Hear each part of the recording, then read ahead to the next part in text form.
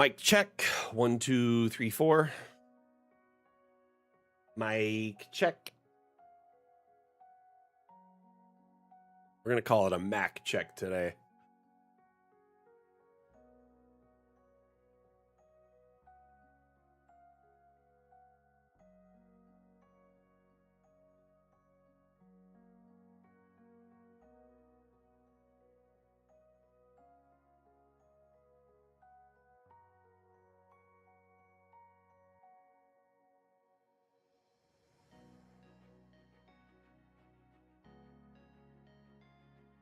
Testing 1, 2, 3. Mic check.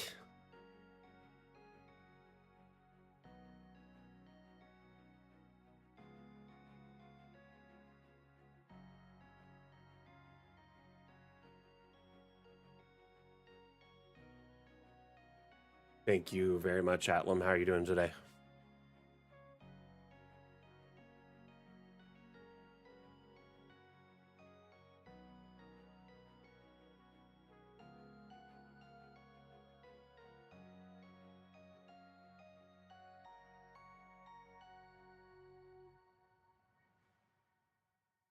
Hello, Jim. How are you doing?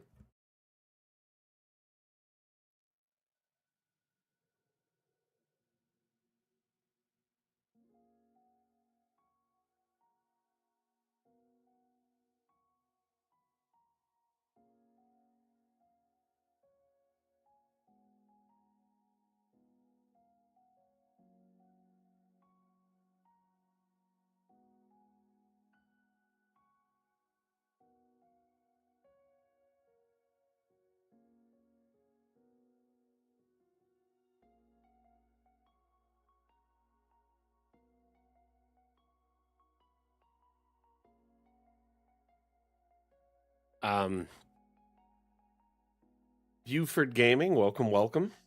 How you doing?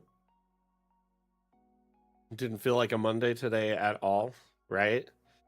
To be honest with you, my weekend, like my Sunday, felt like it was Monday for some reason. I woke up and I was like, I got straight. No, I don't.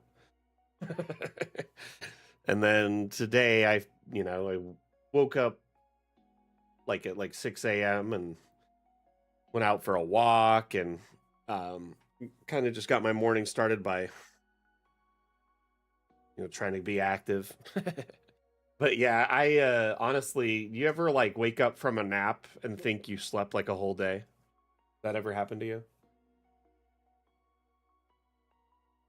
How's everyone doing? Welcome back. You lose days, sometimes whole weeks. I'm like late to bed, early to rise, burning the candle from both ends. I don't know. Depends on the night. But like last night I went to bed at like midnight and then I woke up at like 6, so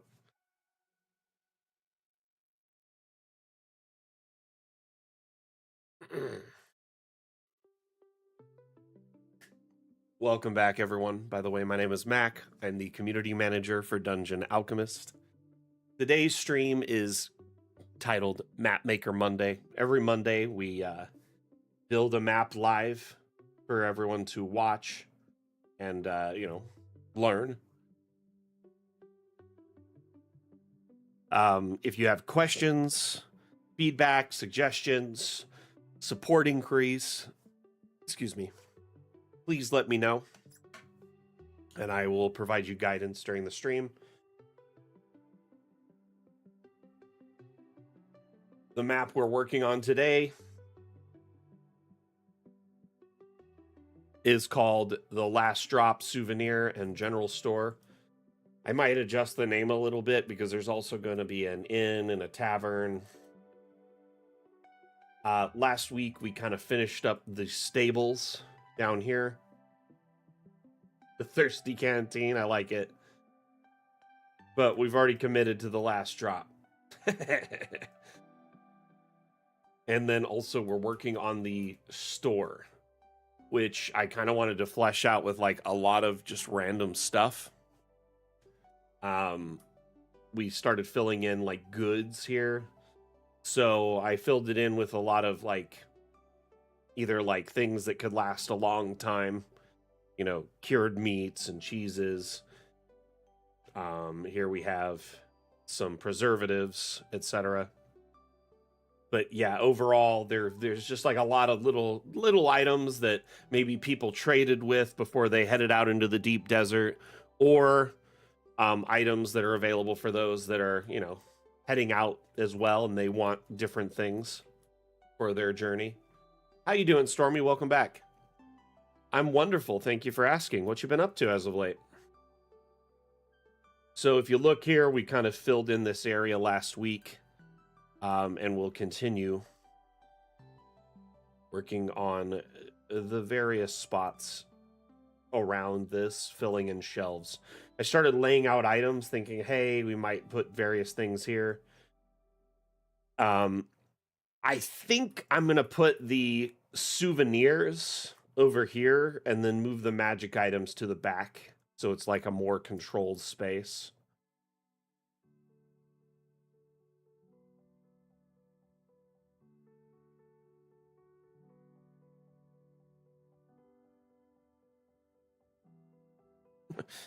Got a longer sentence for that prison stay. Doing well. Got inspiration for a new way to run boss battles with gargantuan-sized enemies. Nice. Let's hear about it. I'd love to learn. Ugh, booths. So frustrating. They teleported out here. They're like the biggest troll item in the game. They're called the boots of getting lost.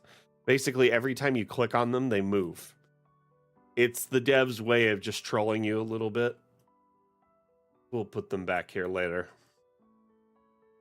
Get all that wasted space on the wall. Holy cow.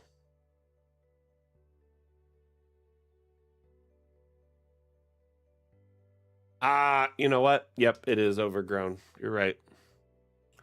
Should have updated it the other day.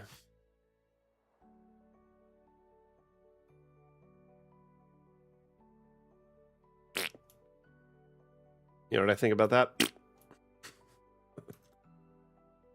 Oops. No.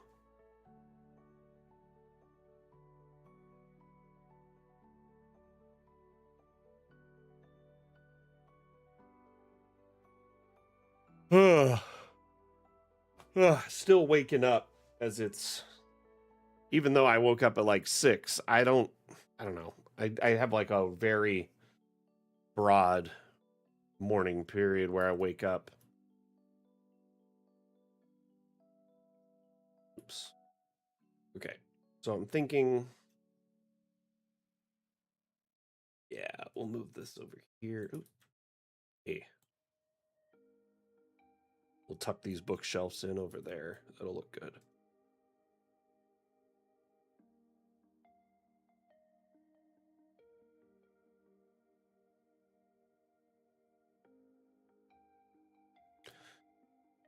It's a 10-minute-old idea. You know what? It's still an idea. My second Monday. Yeah, technically. Because I thought that Sunday was Monday, so I was a little bit flustered. So, like, I had a nap Saturday afternoon, and I woke up and thought I had slept, like, all evening and all day. And then, like, it was Monday.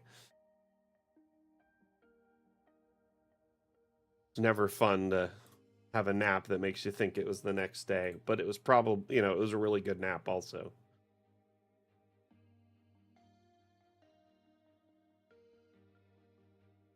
Oh, look at that. None of it's sticking out.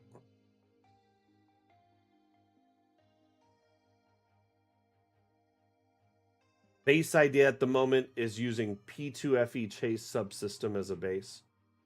Gotcha.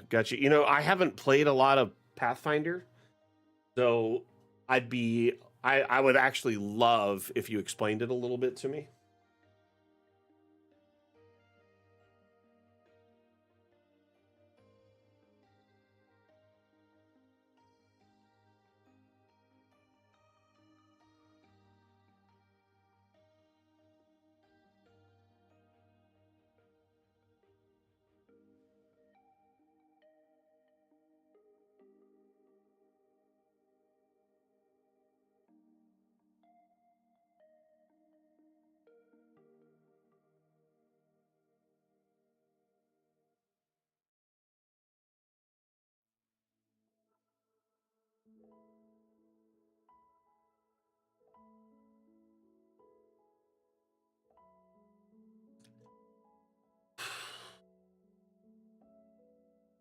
Can y'all give me just a minute?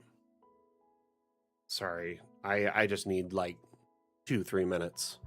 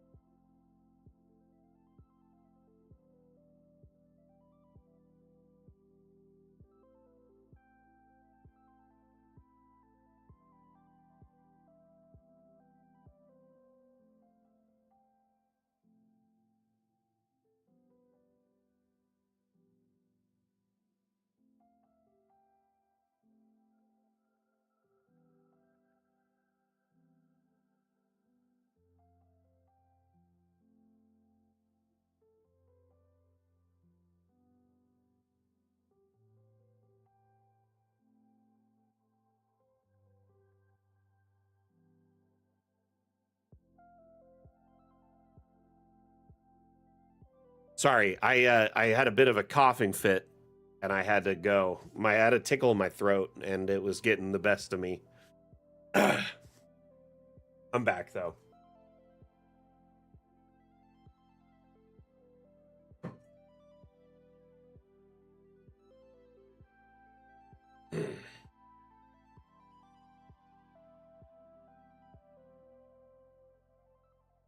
Okay, let's get back into it. So, I like the idea of moving the magic stuff over here, potions and things behind the counter, more important, or near the counter, right? I'm going to move these display cases over and then we'll make this the souvenir area.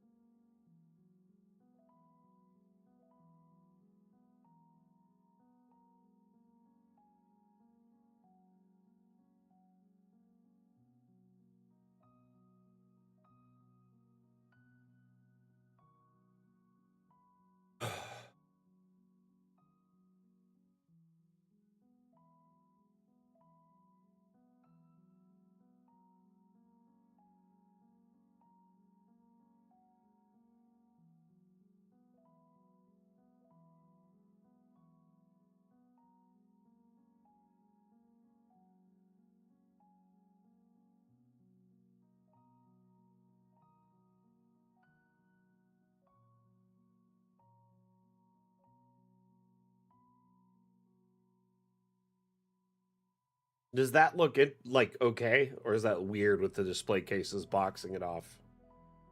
I kind of like it.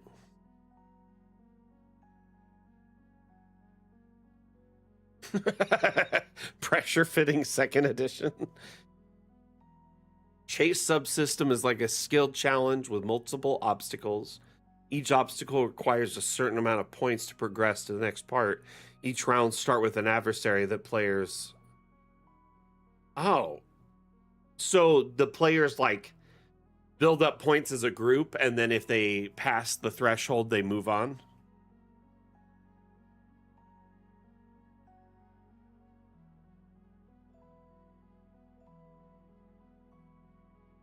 Interesting. So it's like Legends of the Hidden Temple, but in Pathfinder.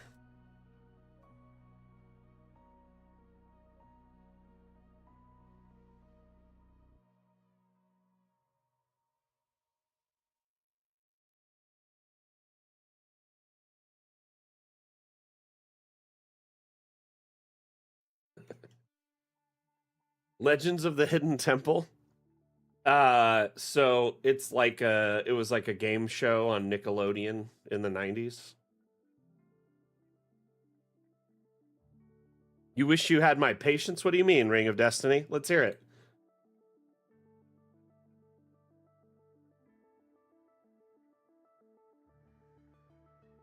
Judge me.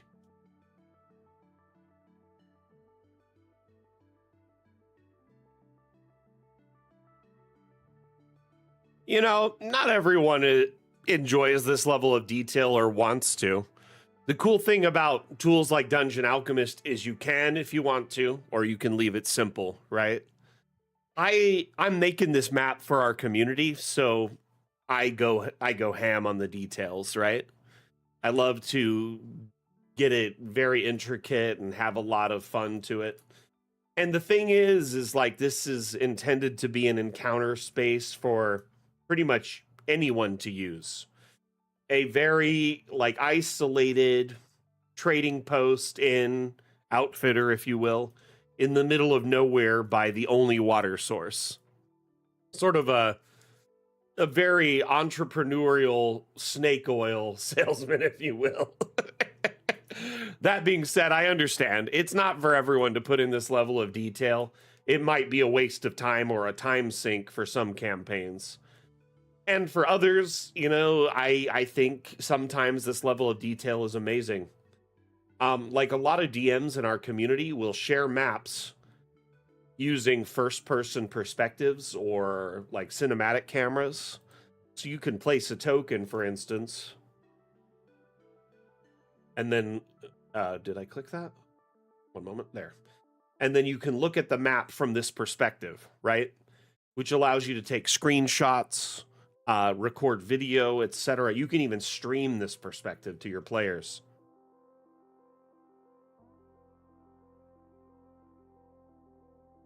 So essentially, getting these like nice angles and different perspectives allows your players to sort of see the map through their own eyes, right? It's crazy. They can fly, they can teleport, they can do all these things, but they can't see the map through their own eyes. First person views are really fun. So, Destiny, I'm assuming you have Dungeon Alchemist already. This is just your first time on the stream, so welcome. Glad to have you here. I'm noticing when I was in first person, these shelves are too tall. Nice. Nice, nice. Glad to have you here. Let's see what that looks like at this perspective now. You know, where we have like a dedicated stream schedule, I'm sure there's some people in our community who it just isn't conducive to their like work home balance, right? We stream every Monday, we stream every Saturday. We used to stream every Wednesday, trying to cover abroad different time zones and, you know, different days. But unfortunately, yeah, I get it. It's sometimes hard to make these streams. I'm glad you're here today, though.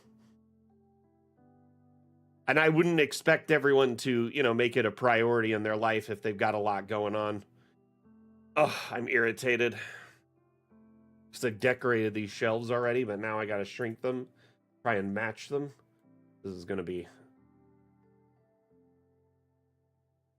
interesting. That's pretty cool.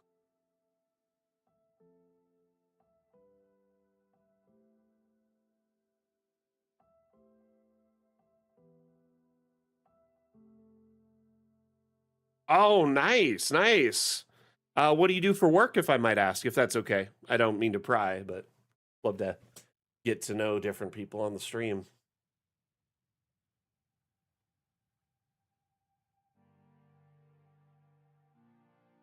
Got that one. IT engineer, nice. Very cool. Well, I'm glad you are able to do some work from home remote Mondays so you can join us on the stream. How long have you been DMing, my friend?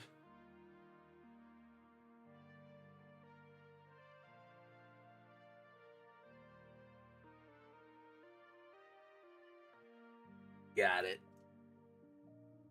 Okay, so we've got the little magic corner, which has potions, books, scrolls, codexes. I'm going to fill in some of these areas with different things, maybe not so many books.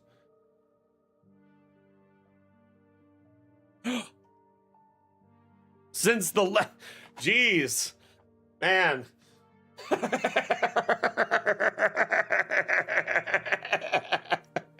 Wow.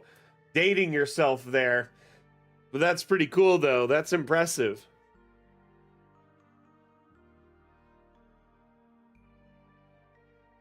I got something in my eye. I think it's a cat fur. So my cat loves to lounge in my my office, and he'll like sit on my chair or sit on this extra chair I leave for my missus to hang out with me. And he just leaves fur everywhere. He'll crawl over my desk, and so it just like blows around the room when the fan's running. Gets me pretty good sometimes. Ah, that's very cool.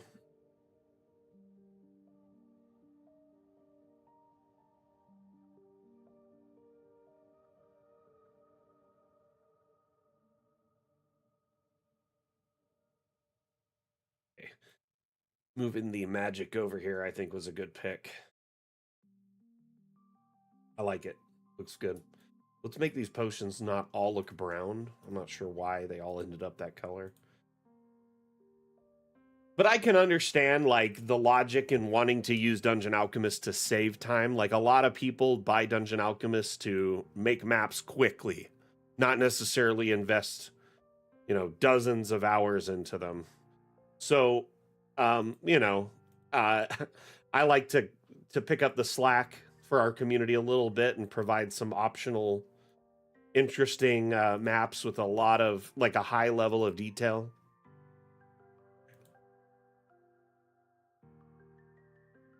Group plays in person. Do you use like a TV tabletop, I'm assuming, or a projector tabletop? Tell me about your setup.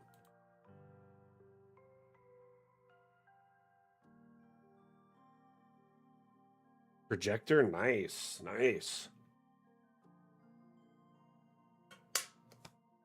By the way, chat, how was everyone's weekend? Let's hear about it. Did you get any gameplay in? Did you do any session prep? Did you play as a player or as a DM? Would love to hear about how your weekend went.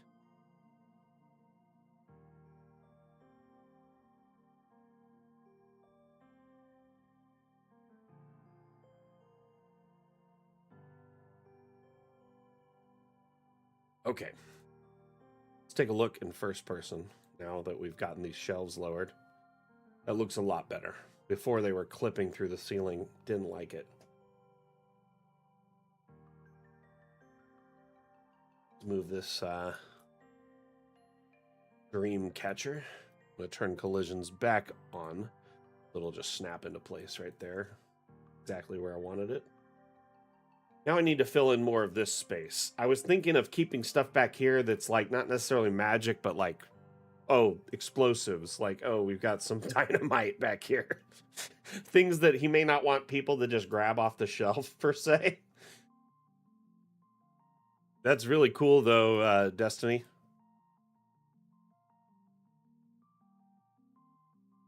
Svenster, that's so cool. D&D Friday night on Fantasy Grounds. Excuse me. GM Starfinder Saturday and Sunday nights on Fantasy Grounds. Dude, you had like the coolest weekend ever, it sounds like.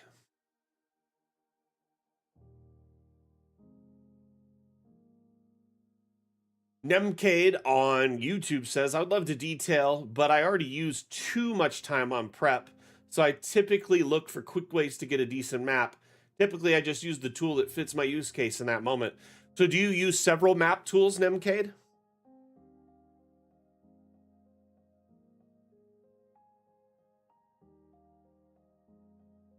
Nice, Anani. I'm glad you're here. But don't get in trouble at work, my friend. Stormy says, my weekend went well. Session went nicely. PCs were attacked by a group of Strix during rest. And the NPC they were escorting stole their egg artifact. And two PCs and one companion is now inside a dream with 3 PCs not inside the dream. Oh my goodness. You know what they say about splitting the party? Don't split the party, but then you split them one into a dream, one half into the dream world and the other half in the real world. Oh my goodness. You are bold, Stormy.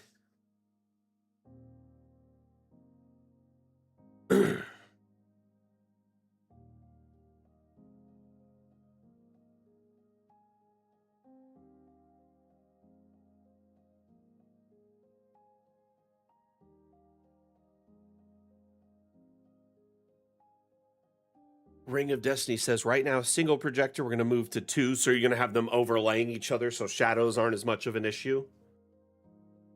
Or are you going to have 2 different maps at the same time? We've been playing online for about 9 months. Thought it would be cool to stream our games from an active game store. We picked this new store on Wednesday nights. Store wasn't too busy when we started, but then 4 months or so, the D&D community went from my group to 3 different one-shot games plus our streaming setup. I mean, that's pretty cool, though, that you're helping build the community locally, right? Where do you stream your games? I'd love to check it out. Do you stream here? I'm assuming, because you're here on Twitch.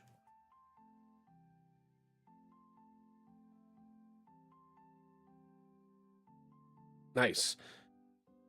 And I'm assuming you have Dungeon Alchemist content in your streams, right? Let me just drop you a follow really quick if that's the case.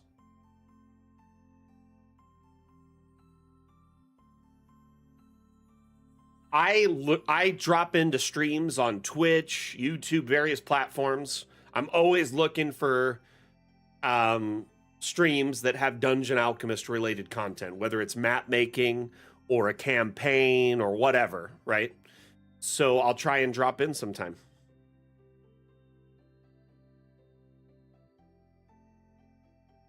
Uh-oh. Look like Steam just crashed.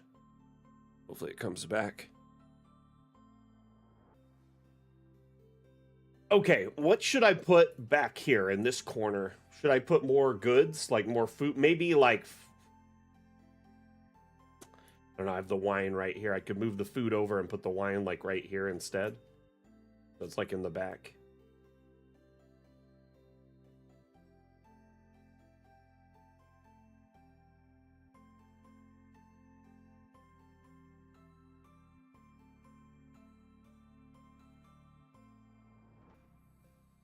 Okay, it just came back. Yeah, sometimes various platforms struggle. I still haven't heard back from TikTok as to a fix.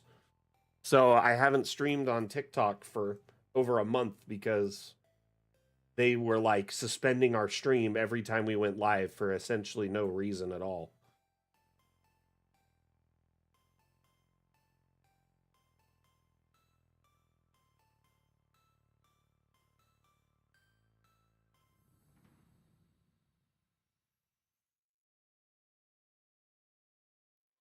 Ooh, a door to a back room.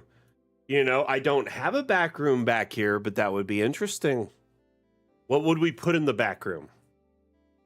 Help me discern, how we would fill this space before we decide to commit to it.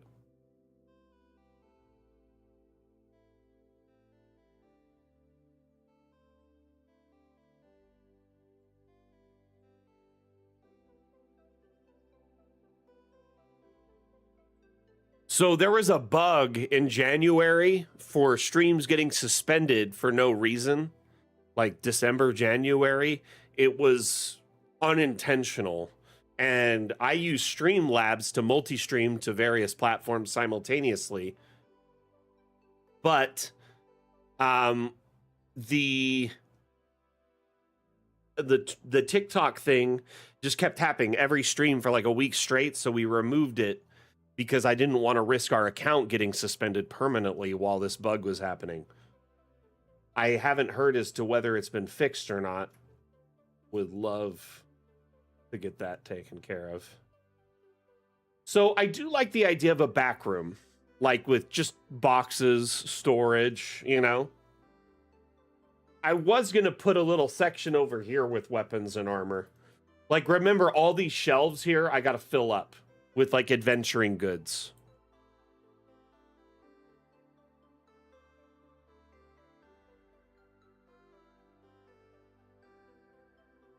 Put another meat on the wall there.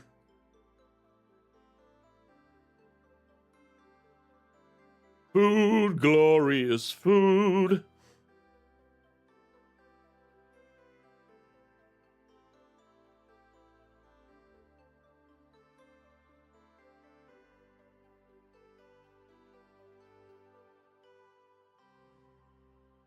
You know, roofs are a work in progress. And to be honest, we got to remember that we intend these maps for fantasy settings, not for real world settings. So like, while some of the roofs may be unideal for like a real world setting, they're probably fine in a fantasy world where like the same laws of physics and whatnot don't necessarily apply. You know what I mean? That said, that isn't an excuse.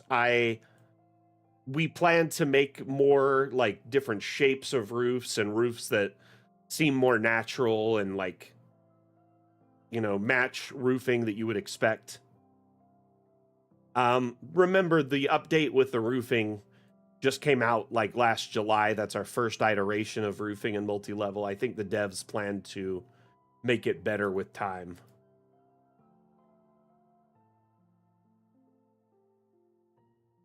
So I have some magic items on display right by the counter, right? Though I do like that idea, Catatonic.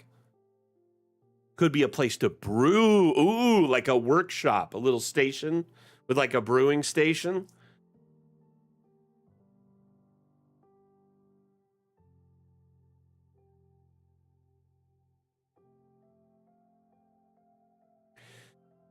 We'd have pretty good turnout on TikTok sometimes. So I don't want to nix it entirely, but like we just removed Twitter from the stream because statistically, like maybe less than one person every 4 streams would come visit.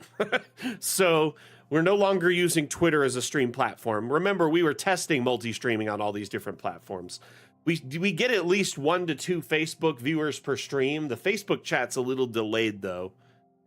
Sometimes on TikTok though, we'd get like hundreds of viewers, and sometimes we'd have none because TikTok's algorithmic. Most other platforms like Twitch is presence based. So the more viewers you have, the higher you are in that category. So in the D&D category or Dungeon Alchemist category, whatever, if we have the most views, we're at the top, right? Or if we have, you know, middle views, we're in the middle. Whereas on TikTok, it's based on like people, you know, thumbs upping or giving hearts to your stream or the amount of chat that comes through it.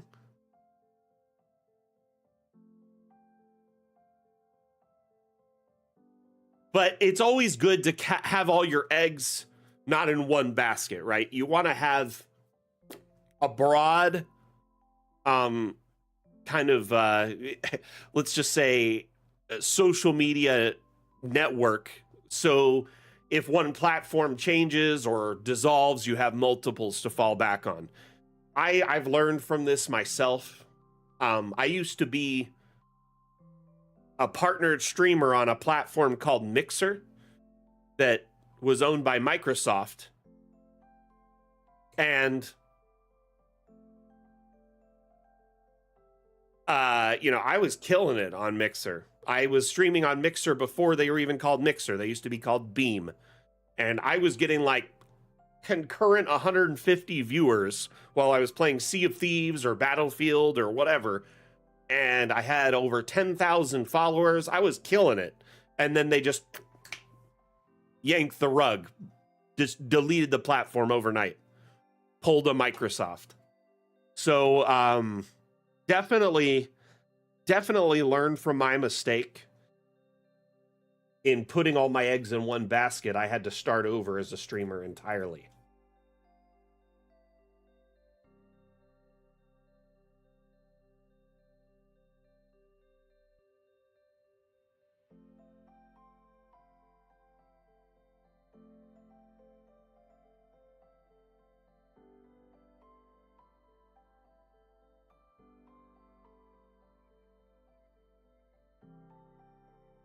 I do like the idea of a back room with like more expensive items, but I don't know which items to put back there. I do think magic items that are like more intense or rare would be interesting, but I also like the idea of a potion brewing station.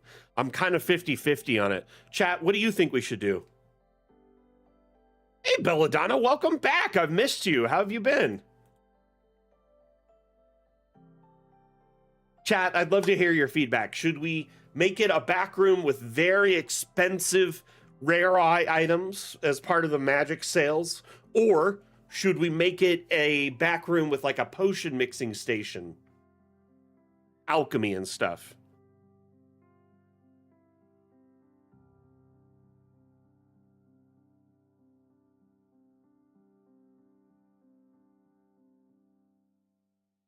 How is your move? I hope everything is okay. Moves can be so stressful and so time consuming and so expensive. April on Facebook, April Sapp, thank you for the follow. Much appreciated. Much appreciated.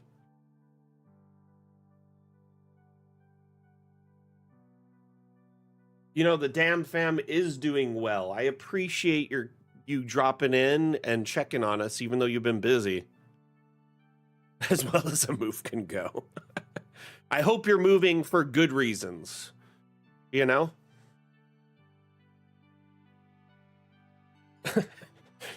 I basically have ate my rent increases for the last decade because I don't want to move again. Like, moving is so exhausting and stressful. I feel like I age a year in a week when I move.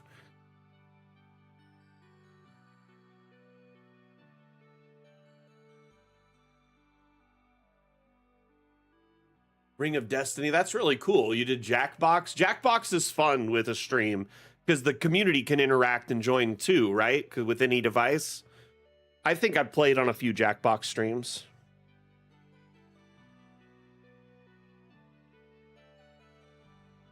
Interactions and engagement are definitely a contrast, Chim. Right?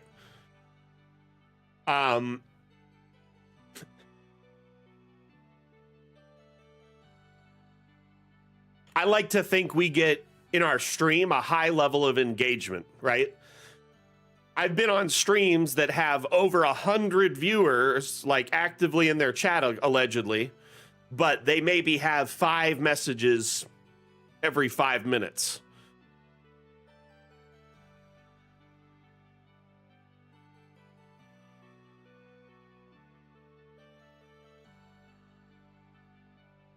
Also, interesting statistic, our average viewer of our stream stays and watches for over 50 minutes.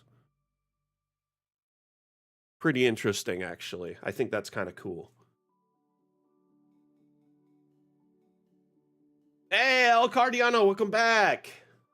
Thank you, thank you. We're definitely kind of adding some diversity and changes to the shop.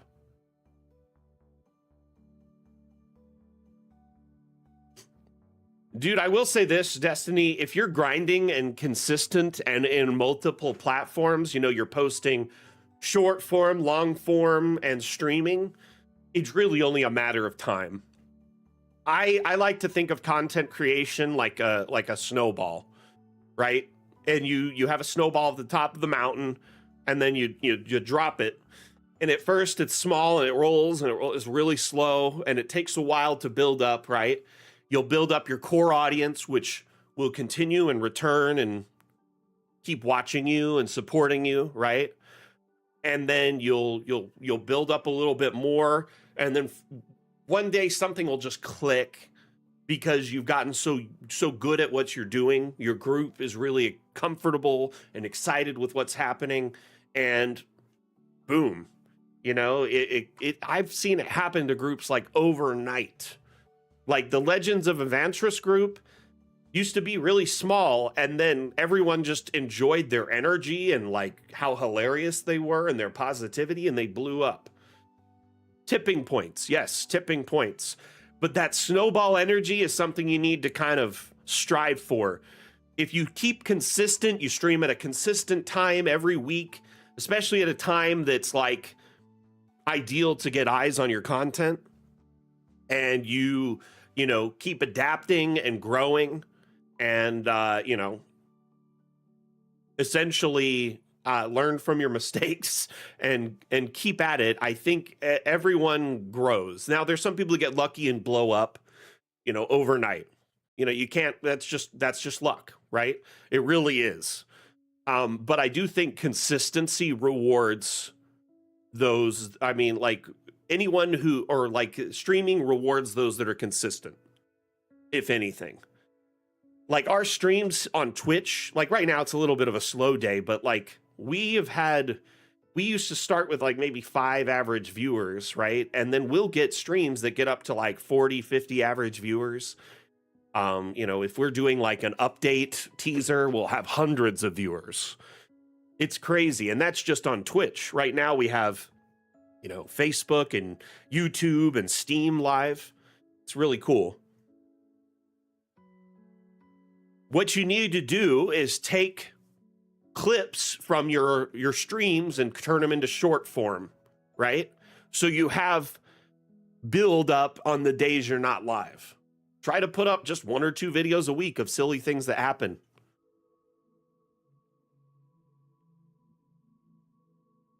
James on YouTube says, I love this program. My players are impressed what I can create, not to mention the walkthroughs. By the way, when do you see the black and white version being released? That's a really good question. For anyone curious what James is asking about, let me pull up a little video for you, shall we? So our devs are toying around with a new biome. Are you going to play video? What was that? There we go. A new biome, a new room type, and some new objects that are in this hand-drawn style. The backdrop you see here, I'm going to call it white parchment from now, because, or light parchment. We have dark parchment, so light parchment seems like a good contrast. Then these hand-drawn rooms, there will be one room that is hand-drawn style for now. And there will be, you know, a few dozen objects that are hand-drawn style. So this is fun if, you know, you want to offer like a blueprint, or maybe like I call it coloring book mode, because doesn't it look like straight up like a coloring book that you could just fill in the blanks? But it's also fun if you want something that's like a high contrast and easy for printing. Like there's so many use cases for this. But I see this being released hopefully before the end of summer this year. That is the best guesstimate I could give, though it may end up being delayed a little bit longer than that.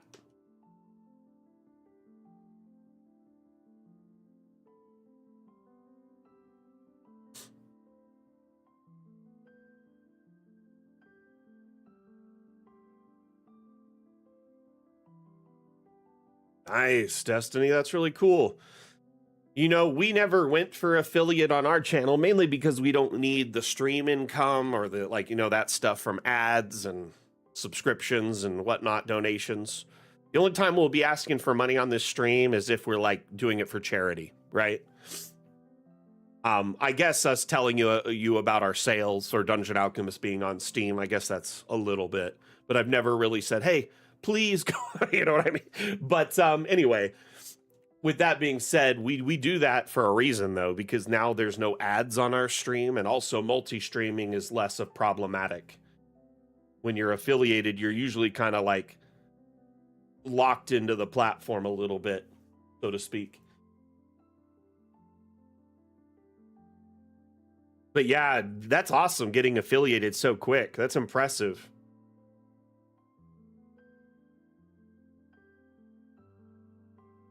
We've been asked a few times why we aren't affiliated or partnered, you know, and often I roll back to that. It's just, you know, it's not an approach we want to take. Okay, so I think over here in the corner, I'm going to put like some armor and like just little items like that. And it won't be like a consistent collection. It's just going to be random items that he's traded or maybe, you know, bought over the years that have built up here, right? So a few different helmets.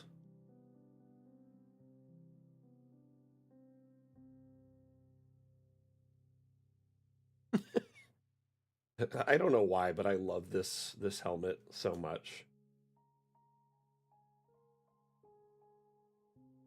Look, the helmet of drinking.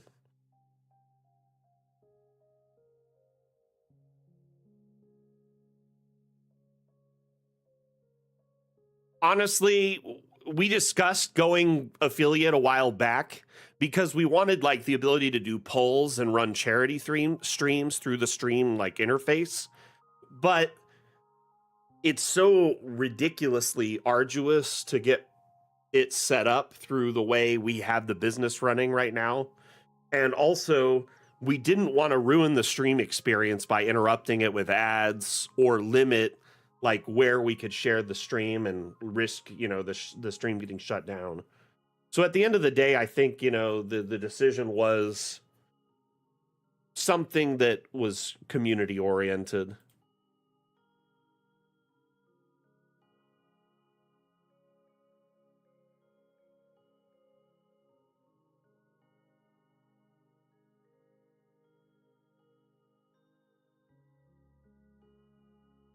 Put a shield there.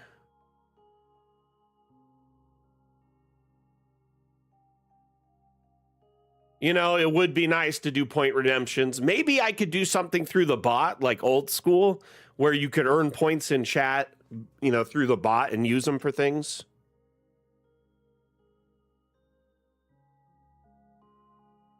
But I get it. It does feel like something's missing, right? Sometimes. Maybe we should put like a suit of armor right here.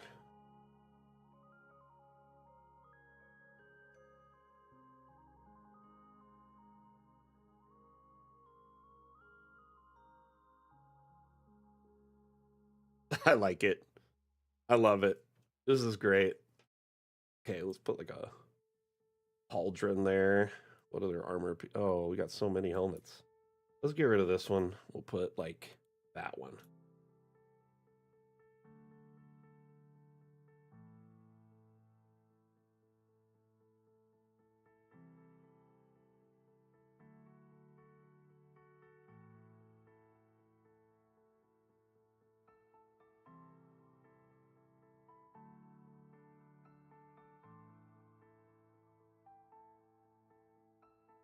He DM'd you on Discord to chat with you about something.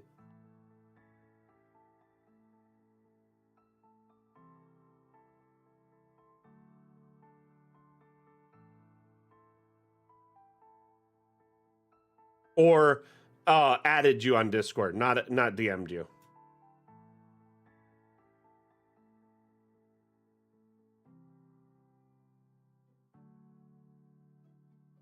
Oh.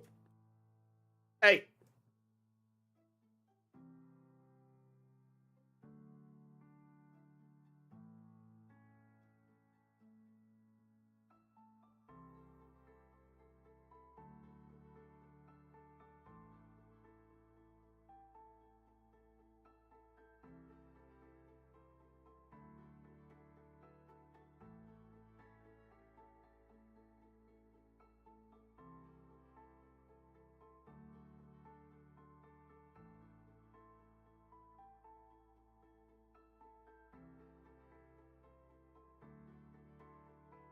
So on other streams that are like affiliated, you earn points every second you're in the chat, and you can use them to redeem them for interactables, right? Things that happen on the stream. So some streams that do D&D, you can like buy inspiration for the players or trigger an encounter or whatever. So on our stream, maybe we could have you earn points through the bot that we have up that moderates the stream. And you could use those points to redeem them for something. Like me doing something silly on stream. I'd have to get it approved by the devs. But like an example would be me like, you know, like wearing something funny, or maybe shaving my beard on stream when it's like really full, or like, you know, just something ridiculous. Like the kind of things you do in an elementary school, earning points to like, you know, humiliate your teacher or earn a prize. But it's on a stream. Yes, James, eventually this map will be available on the workshop when it's done. I drop all the Mapmaker Monday builds on the workshop when they finish up.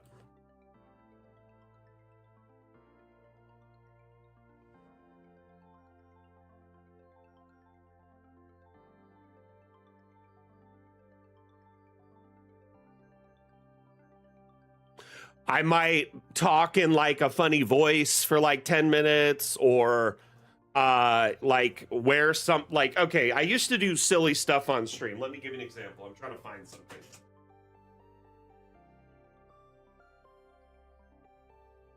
Darn it, where are they?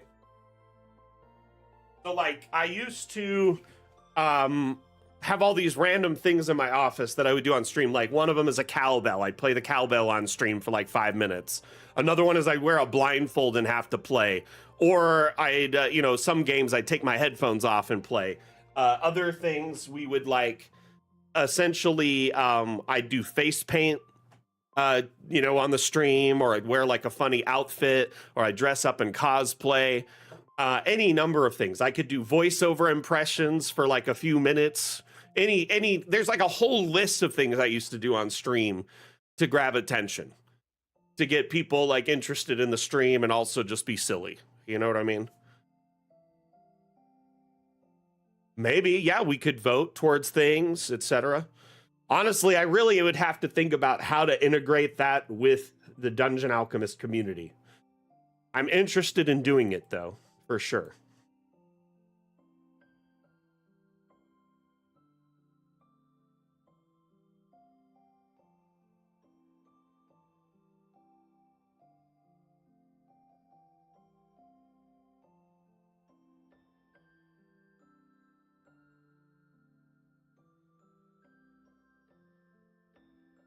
Hey, James, I'm glad to hear it. So how long you been watching the streams for?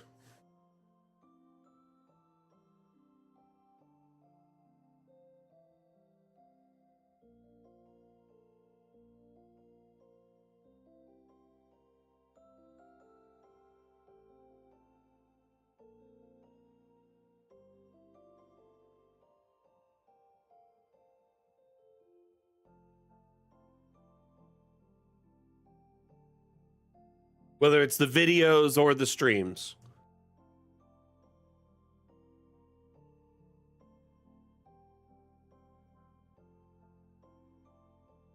Wardian, how you doing today, my friend? I'm going to move these items down here.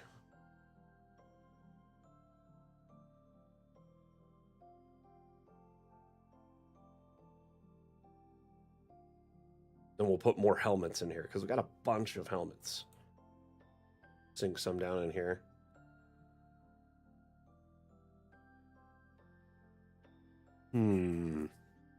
Let's put this one, this one down here, right? And I'll put this one on like the display thing in the back. Hard to reach. You break it, you buy it, my friends. Okay, what other helmets? So let's do one of these.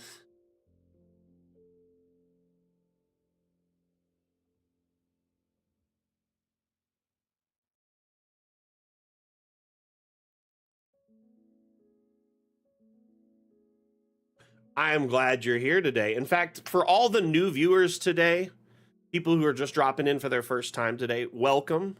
I appreciate you being here.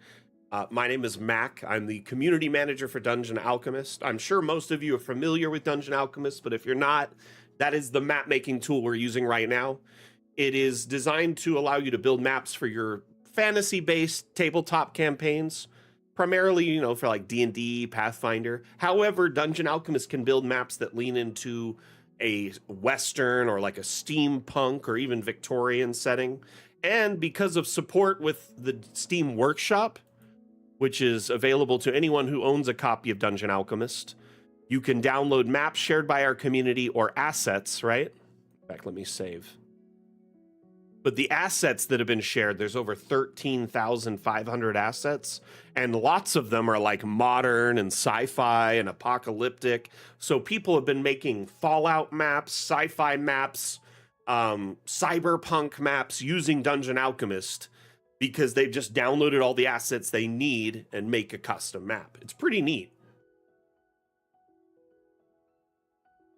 You know, Wardy and the Goblin, that's another thing too. There's like a Magic 8-Ball. There's even games you can play again. Look into what the bot has. It's been so long since I've done that on my stream. So if I could give you guys things to keep you entertained and have fun and build up points and maybe use them towards something, why not?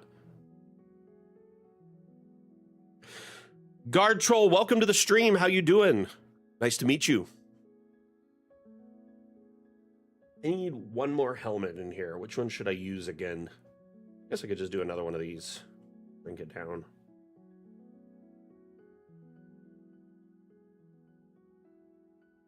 These down on this side and then put a couple of the spike tab. We're just trying to fill this in with armor and random gear to make it seem like this is just like a random outfitter and this is all the stuff he has, you know? Excuse me.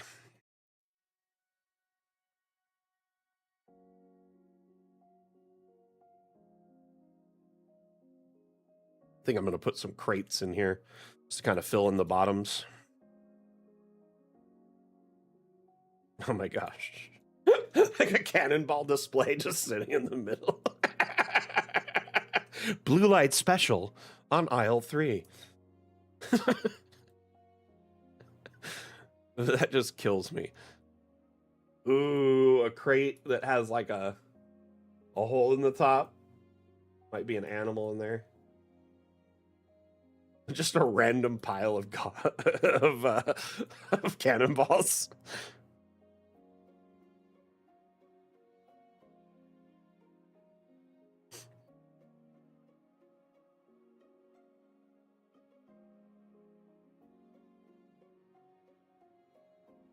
To be honest with you, if the Magic 8-Ball had that as an option, it would be hilarious. Something that's like, are you really asking me for advice again?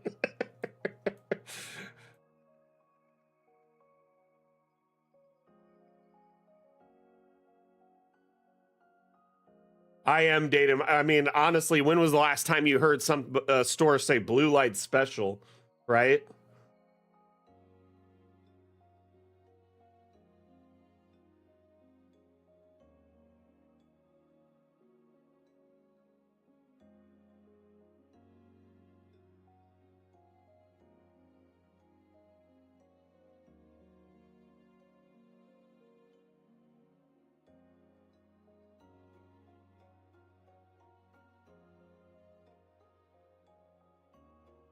I'm gonna put this box of sprockets somewhere in the store. I just don't know where.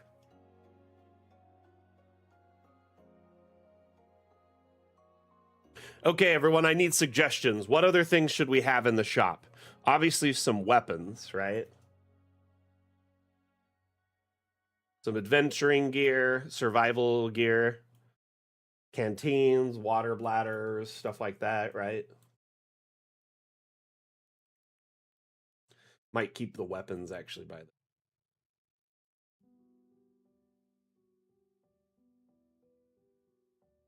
rope. Got a rope right there as a reminder, but thank you. Here, let's put a crossbow up on the top here. That'll take up a good amount of space.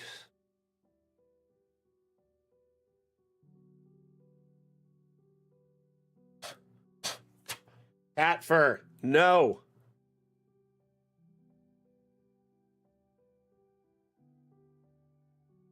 You know, that's a good question. Jim, that's a very good question. I don't have the answer. But it's a good question nonetheless. I'm sorry.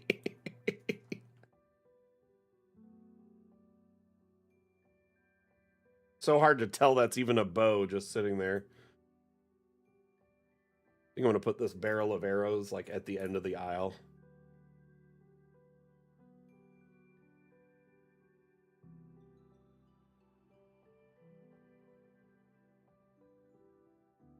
We need lots of different armors, you know. We need some mithril style, some chain.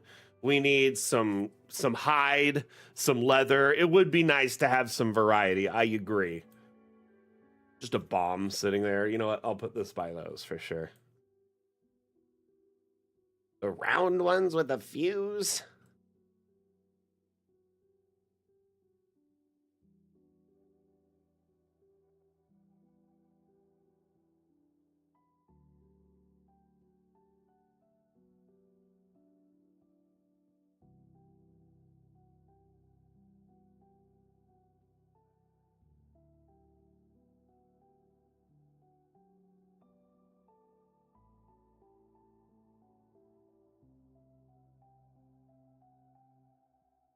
Don't we have like weapon stands? Where are the weapon stands?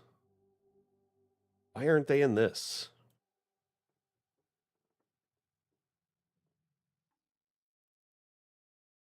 There we go.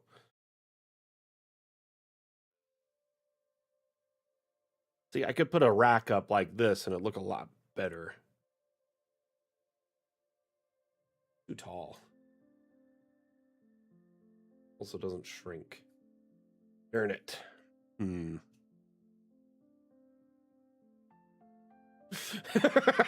Sorry, I'm just thinking. So I could delete these shelves and put up some like weapon racks, and it'd be so funny that the shop owner could be like, if you ask for a sword, you're like, yes, it's back next to produce.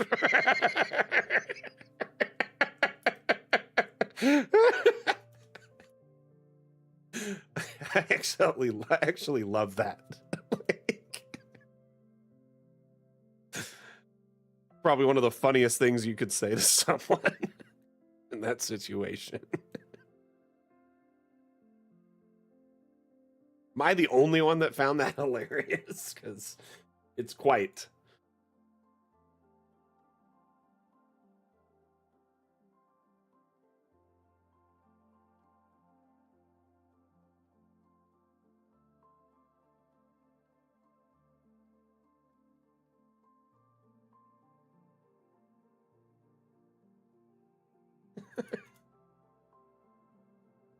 I just like the haphazard nature of the organization.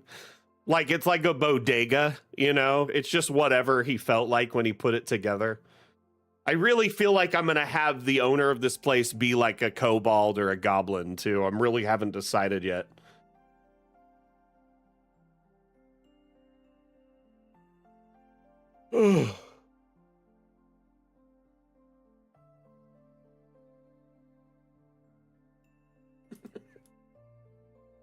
Let's see what it looks like here with this, okay? Yes, we have the claymores right next to the produce.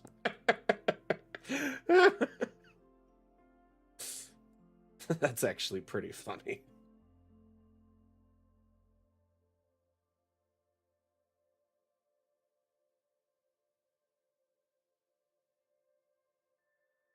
Oh, I like the basket full of walking sticks. That's actually a really good idea. Just want to see how this looks with a few items on a rack here.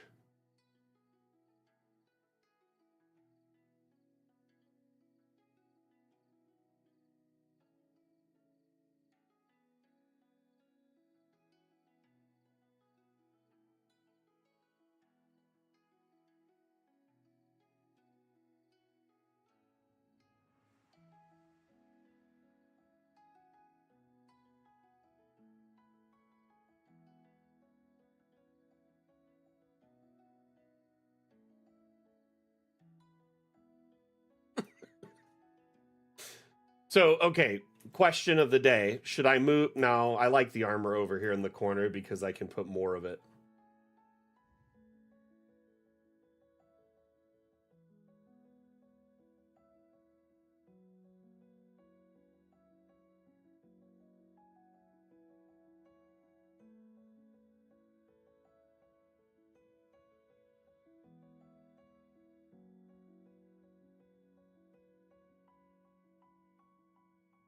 So, Ioplex, that's a really good question.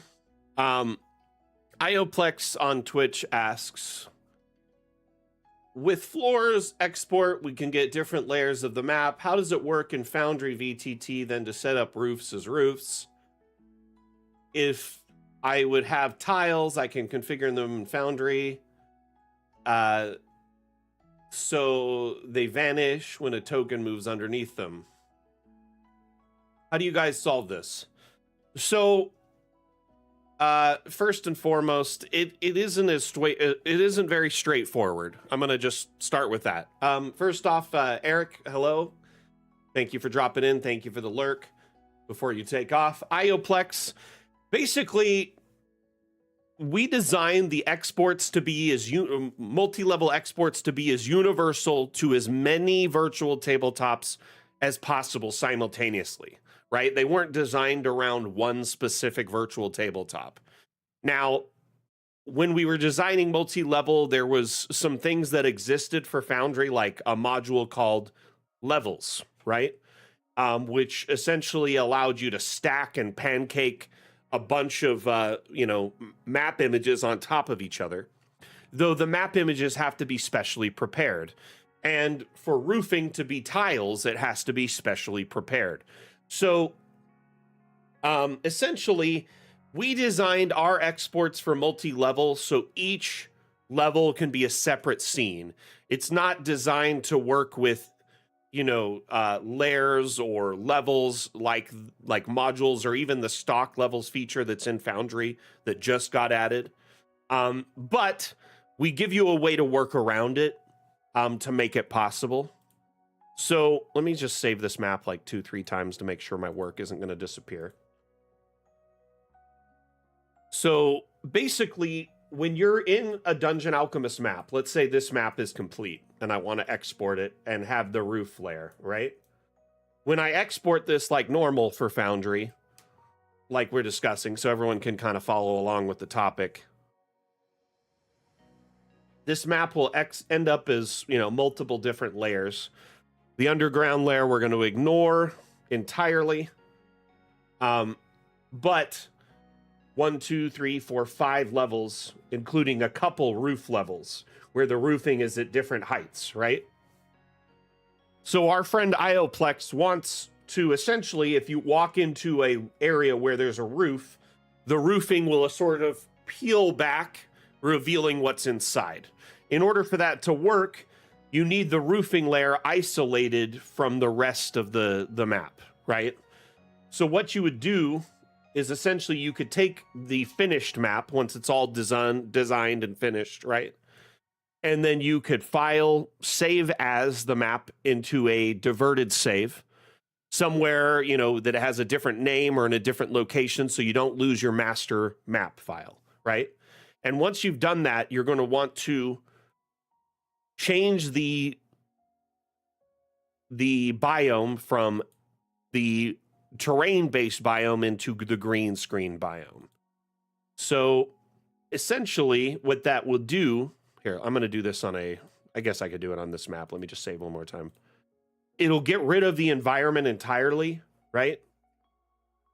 And create just a green backdrop that has no shadows, nothing.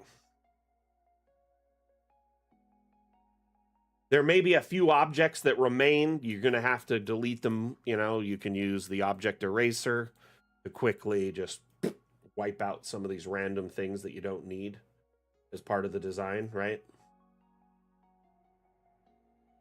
That way they're not part of the export. I'm not sure why these were included still, but they are here, so I'm going to deal with it. So now I essentially have a clean backdrop for where I could export this, right? You could just do the roof layer, for instance. Let's get up to the very top of the map, where you are, right?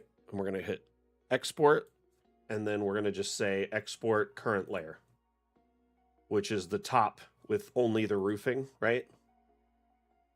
So you can export this and then take it into like Photoshop. You probably want to do this with every layer that has a roof independently, to be honest with you. Because each of them like in this instance, it's a multi-floored structure with roofing at different levels. If you have a town, you probably have roofing at different levels, etc. Essentially, you can export this image and then take it into Photoshop and then delete all of this green around the outside edge, or any photo editing program for that matter, or video editing program can remove green rather easily now. And so once you've done that, you now have your tile. You can then place the tile over the building, use it that way. Unfortunately, we don't have an automated process for this at this time. So essentially, you have to sort of do a little bit of groundwork if you want that level of interaction with your maps. So if you require the roofs to peel back for your gameplay to be realistic, then it will take a little bit of footwork on your end, some photo editing, etc. Exporting the map with the green backdrop, removing the backdrop entirely, and then creating a tile of the roof, which you then import to Foundry and then place manually over the roof or over the building. Unfortunately, that's just not going to happen, Destiny. We've actually already discussed, kind of had meetings with Ripper and stuff just to see if there would be any compatibility or interconnectivity, and there just simply isn't. Dungeon Alchemist wasn't designed with 3D exports in mind, so a lot of the assets, the walls, the ground, the terrain are smoke and mirrors, essentially.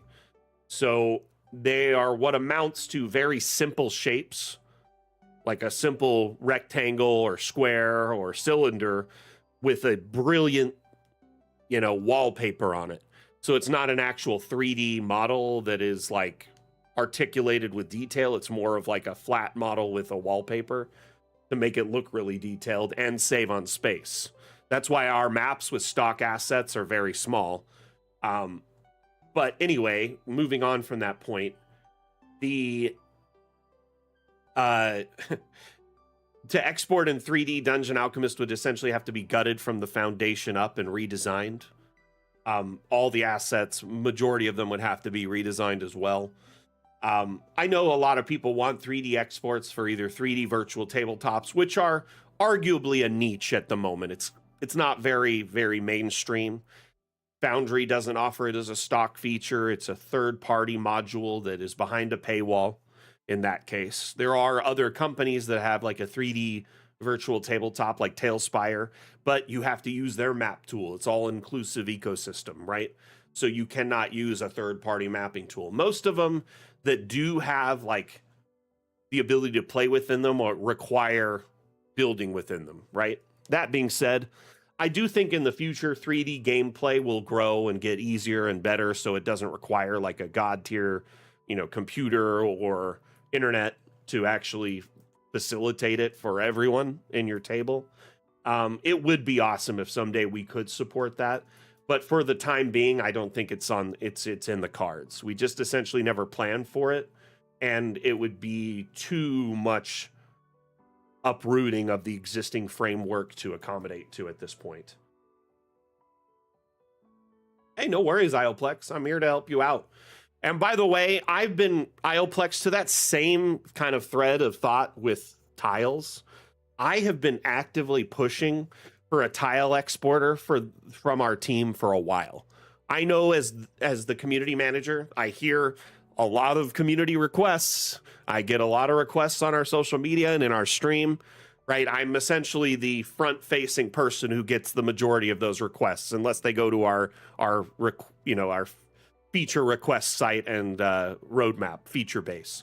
So you're not the first person to ask this, right? And you won't be the last. A lot of people want this, and I've been trying to ask the devs to either offer a transparent export mode, which would, what that would do in English is essentially every layer over the ground layer would be, instead of exporting it with all of this terrain, only the ground layer would get the terrain and then its ground layer, right, of whatever the structure is.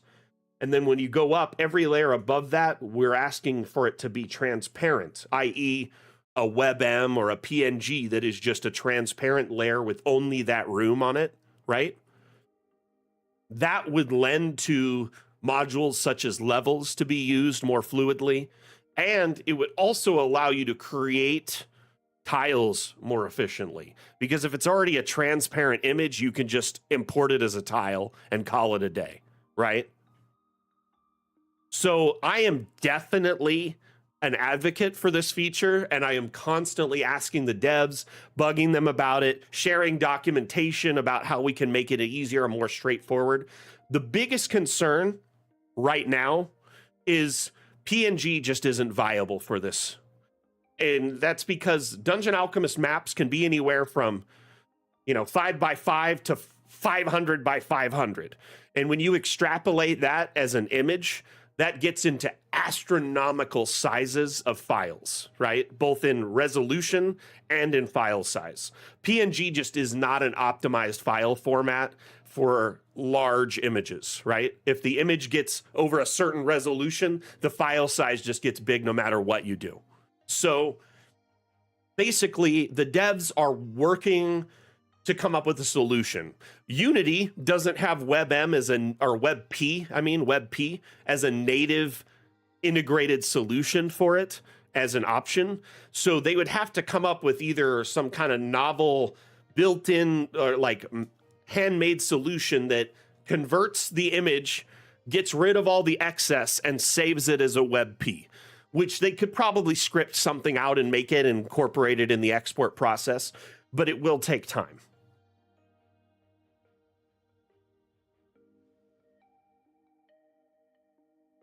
Importing a map into a map, or being able to import, say, a building you designed in another map, save that as like a floor plan, and then just bring it over to another map would save a tremendous amount of time. Yes.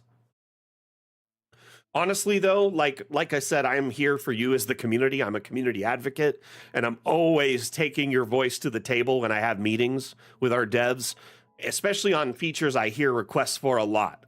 One feature that actually finally tipped the scales recently, after so many times me pestering the devs, is, and this isn't related to this, but this just to say it's possible that community feedback does drive, integration and our development as a whole. So things like multi-level, for instance, was not something we planned in our roadmap, and neither was roofing, but we added it because of community requests.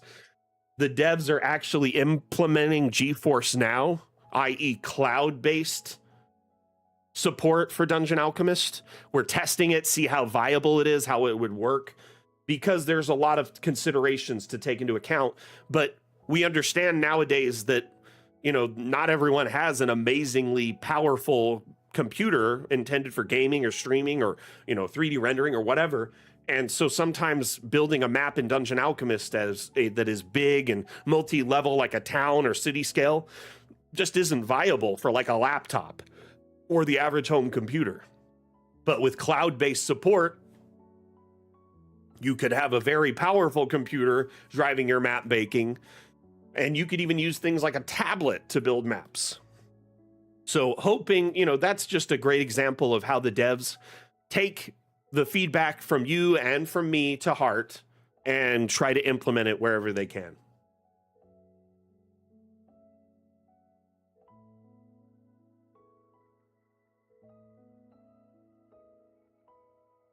Anani, I've kind of missed what you were asking.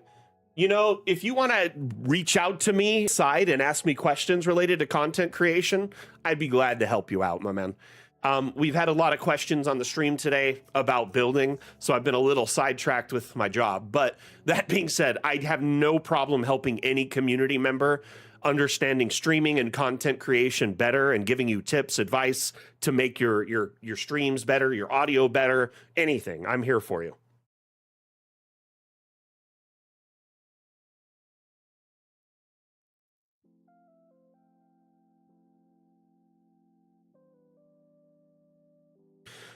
Wardian, wait, are you doing full 3D conversions or just like a top down and you kind of make it look somewhat 3D, like it's almost like augmented reality more than anything?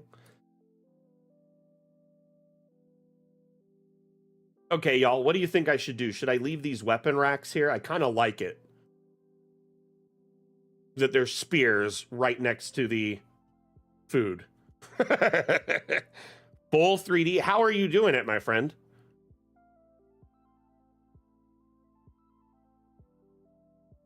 No, no worries. No worries. I want to help you if I can. So if, if you go live, I will drop in and, help you balance your audio and your video. I have helped numerous people in our community with their streams and content creation. I've supported numerous creators, dropped into streams, watched videos. Like I'm all about assisting wherever I can. Okay, I am so irritated. I know we have a weapon rack that is like a freestanding one, right? That has like these. Why are these not in the weapons section?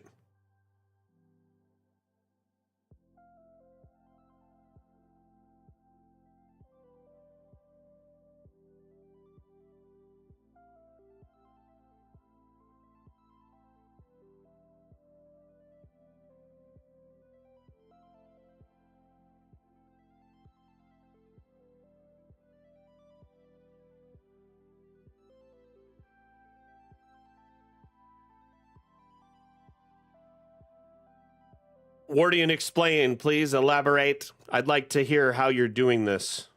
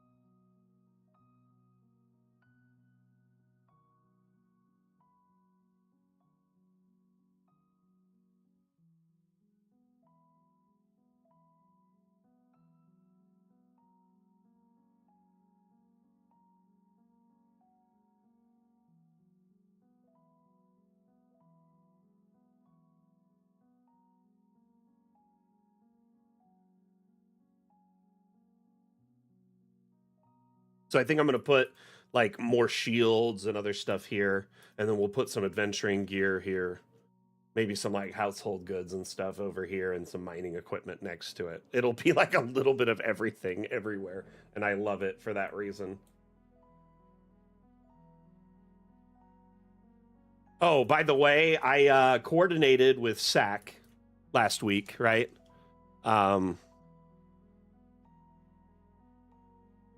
And he helped me out with some ideas that I had.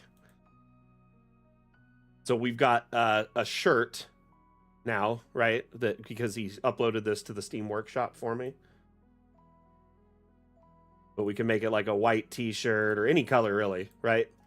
But I have an abstract that I'm going to put on it. Stand by.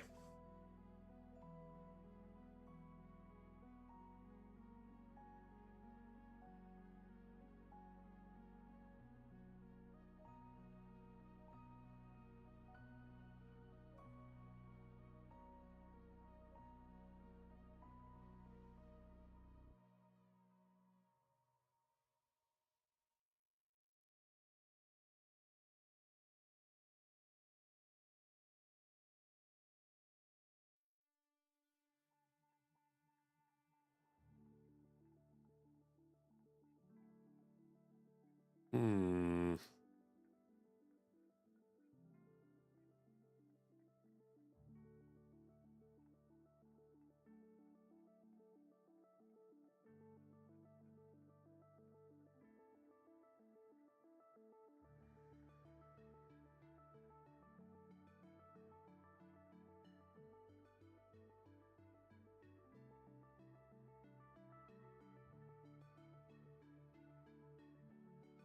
Kaihiro, welcome back.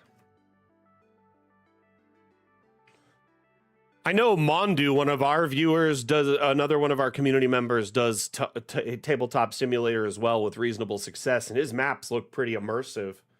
That's pretty cool, though. What do y'all think? I went to the last drop and all I got was this t-shirt, or all I got was this shirt. Does that look pretty funny?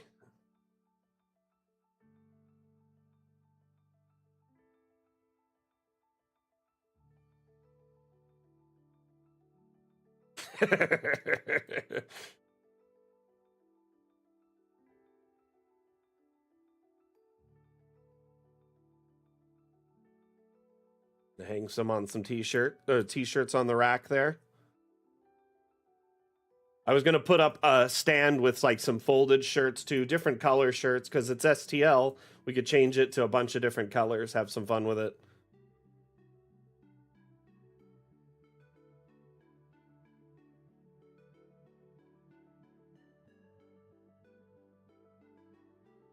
You'd like to get a pun hammer like Mondu has, right?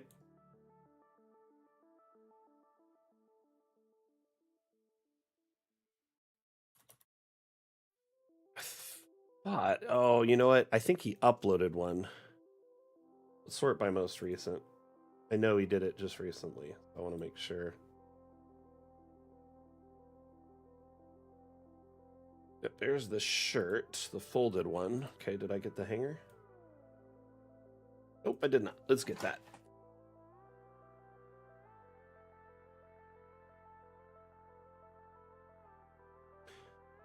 The Discord server, anyone can use the hammer, just a heads up.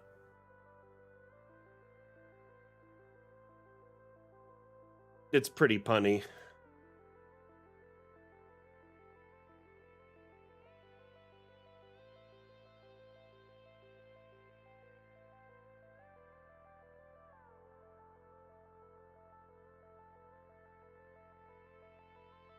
That's really cool, though, Wardian. Sorry I keep getting sidetracked, but my mind doesn't work in a straight line when I'm building maps. I kind of work in sort of a circle, if you will.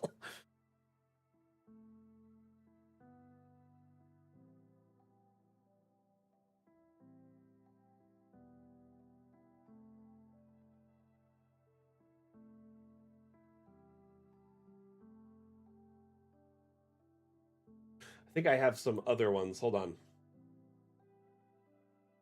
I also have, okay, another image that says I took a dive at the last drop.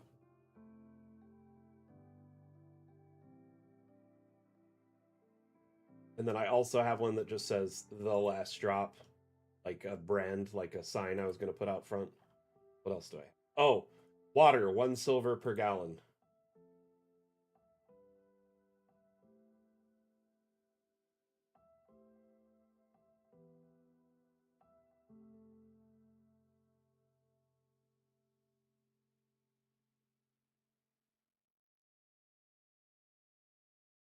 Hey, see you later, James. Appreciate you. You have a good week. So we've got weapons. Got a barrel of arrows. Let's start putting adventuring goods on this. Never know when you might need a pair of snowshoes in the desert, right?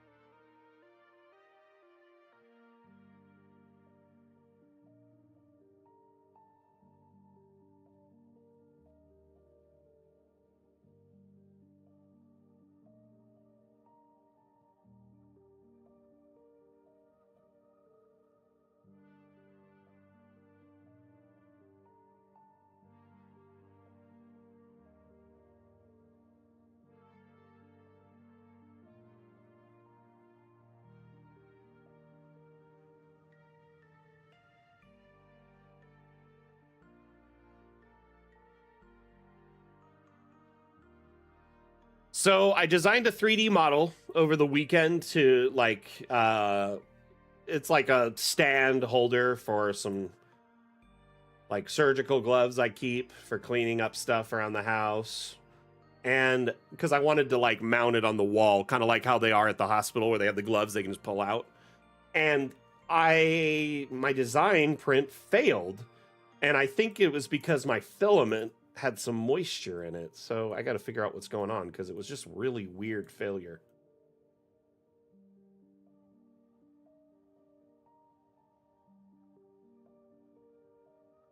What did you buy at Harbor Freight? A sieve?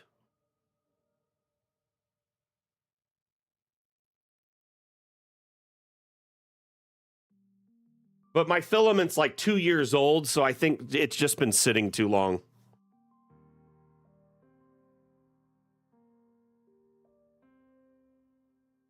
Yeah, it's just fun to design and print it sometimes because it only costs me like 20 cents in my time.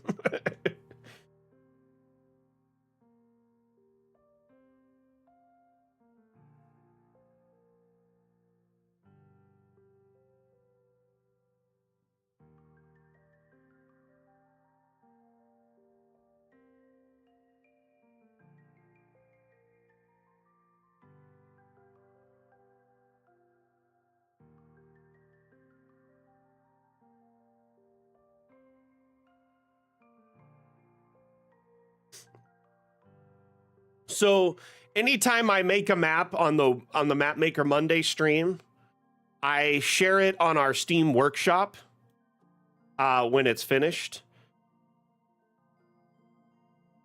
That being said, I probably could do a better job of sharing them after they're published. Like I made this one here where is it? Where is it? This one here. I made this one last month.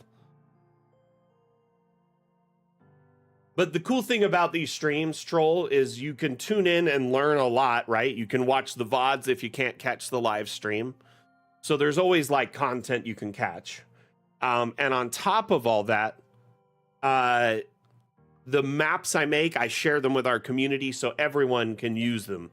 So I put in all the time and effort to make this crazy map just so you can get the benefit of it, right? I need a barrel again, an empty barrel. Let's try and find us one. I don't think we have one. Yeah, our barrels, I don't think any of them are like just sitting there empty. I'll download one from the workshop.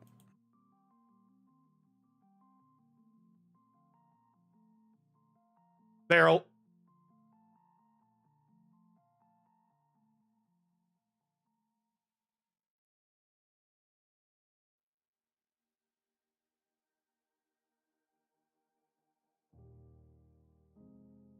Looking for an open wooden barrel like that one. That one like matches the brown aesthetic, so we'll use it.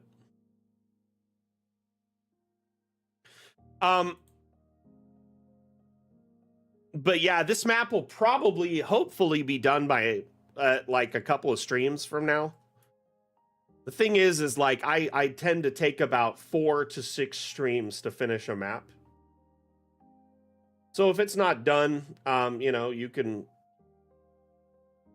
you'll likely be able to find it sooner than later. If it's not done, anytime soon, it'll be done hopefully between now and middle of next month, I'm guessing. But you know what I should do is I'll make a Mapmaker Monday section in our Discord, and I'll start putting the maps that I finish there. So anyone can find them in a quick location, or a collection might be a good idea, because I could put a collection together on our Steam workshop that has all the maps I've made for our community. Would anyone be interested in something like that?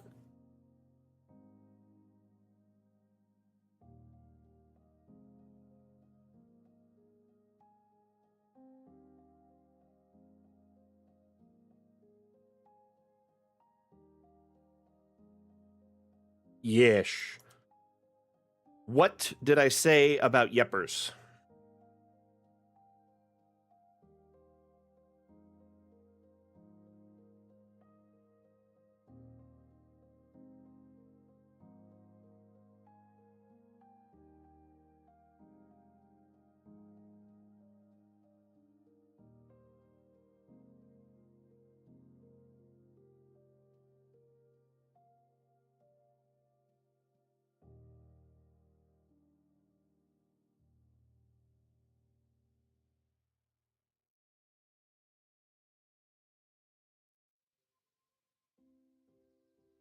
So what I'll do is either a combination of those two or one, just one of them. Like, just make a simple section in our Discord where I can share all the maps when they're finished. People can comment on them. Or alternatively, I'll create a collection on our Steam that has all the maps in it, so it's really easy to download. Either way.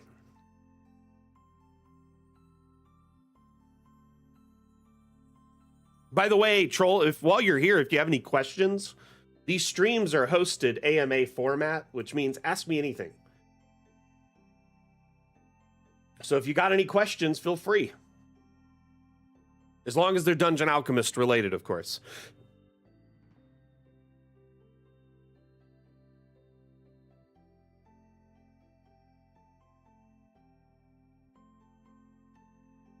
I'm gonna have to use a trick to shrink these.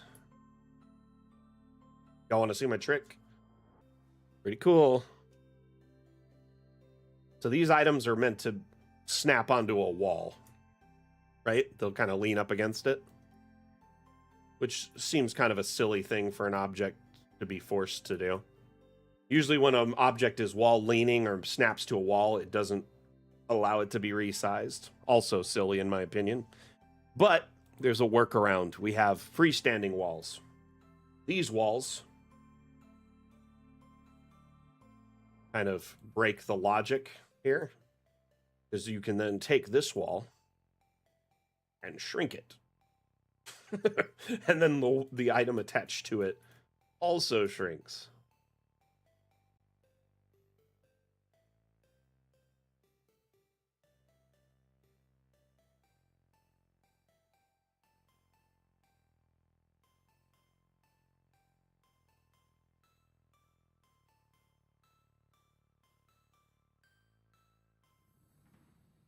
So now I've shrunk those and I can copy them, put another stack of them in here, and I'll change the color to default.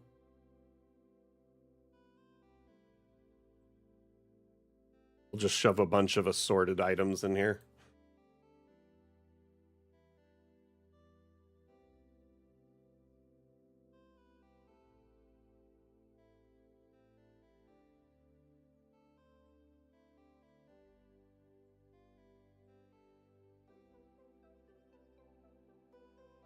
I love how random this is looking already.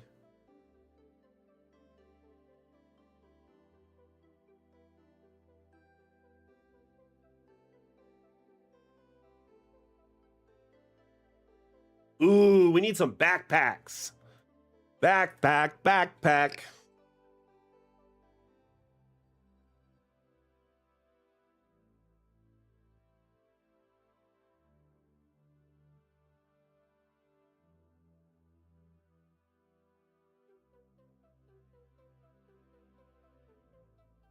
Swiper, no swiping.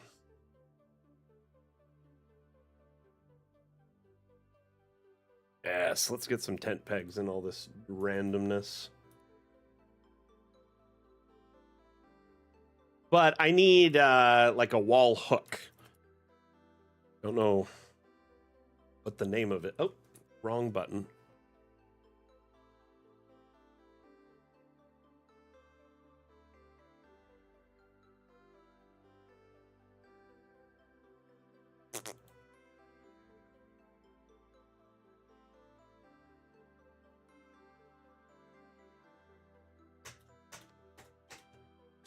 What is it called?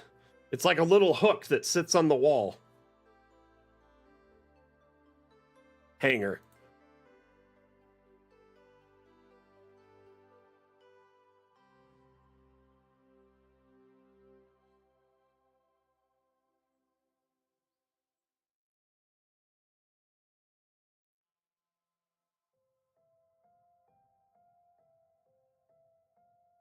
Hang our Jansport up on the wall.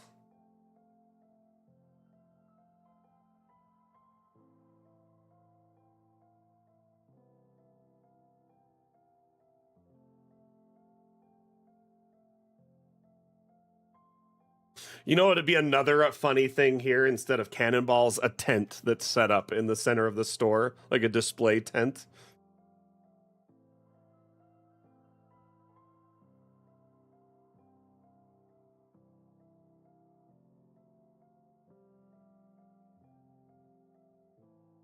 Got a bedroll right there for sure.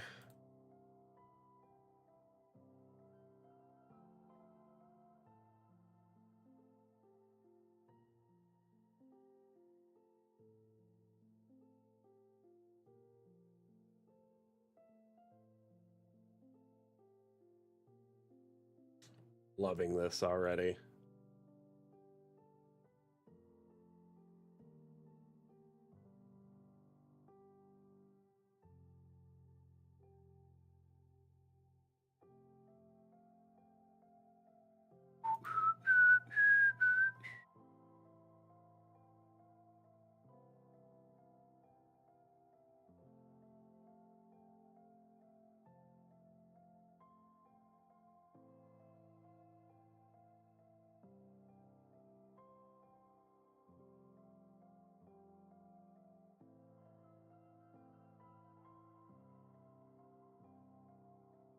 Saw that perfume and I thought that has to come over here. Cool.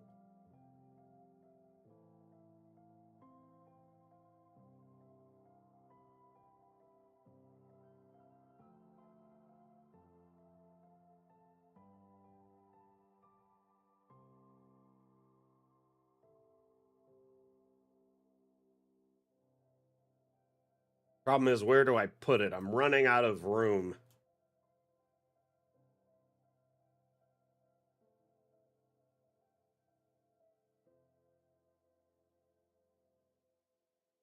I'm going to put souvenirs over here. I think I'm going to cut the cannonball and put a tent. Because that seems so weird. Because I could have just a tent pitched up in here and it would look like something you could buy. I think it'd look funny. The question is, which tent? Like this one? We'll shrink it down.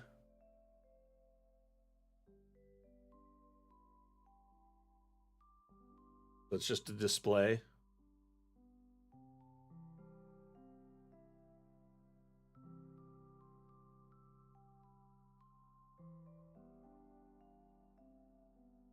Also need to put stuff in these little areas too. But I think we're making some serious progress.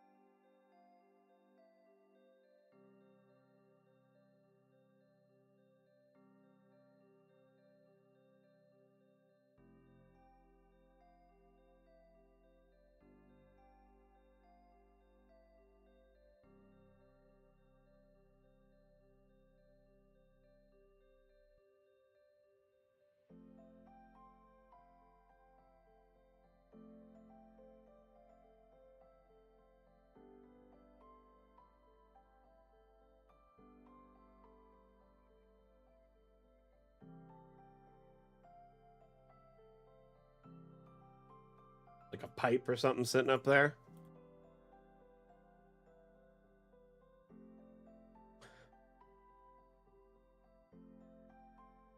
Timepiece might be something interesting to keep somewhere.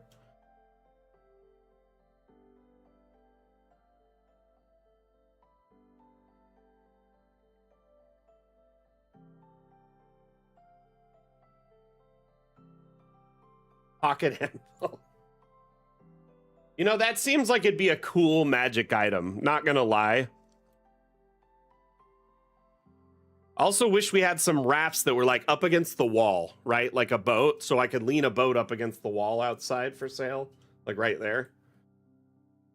So imagine if this was just, we could rotate it and put it on the wall. Like, why would you sell a boat? Pocket anvil would be pretty cool, both as like an improvised weapon, but also having it as like a thing to be able to use. Like, you know, you're out in the middle of the boonies and you have an anvil. So you could do crafting or whatever.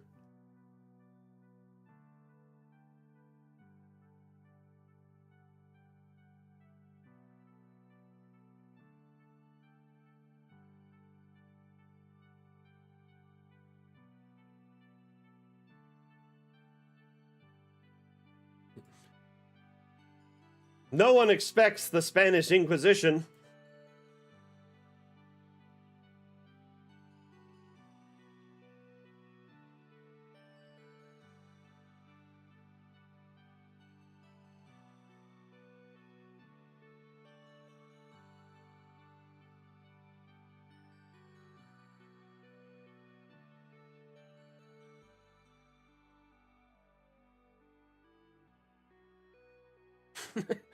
I mean, they planned it, so I mean, it makes sense.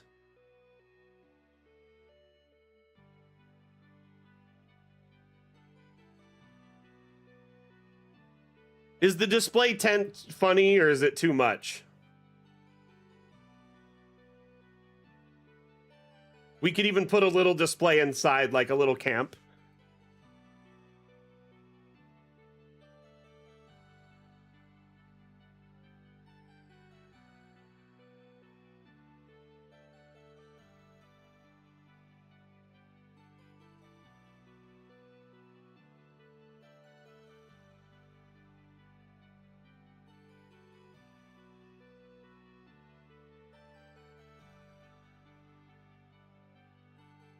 We need some lanterns for sure somewhere in here. I think in the adventuring goods, some lanterns would be a good idea.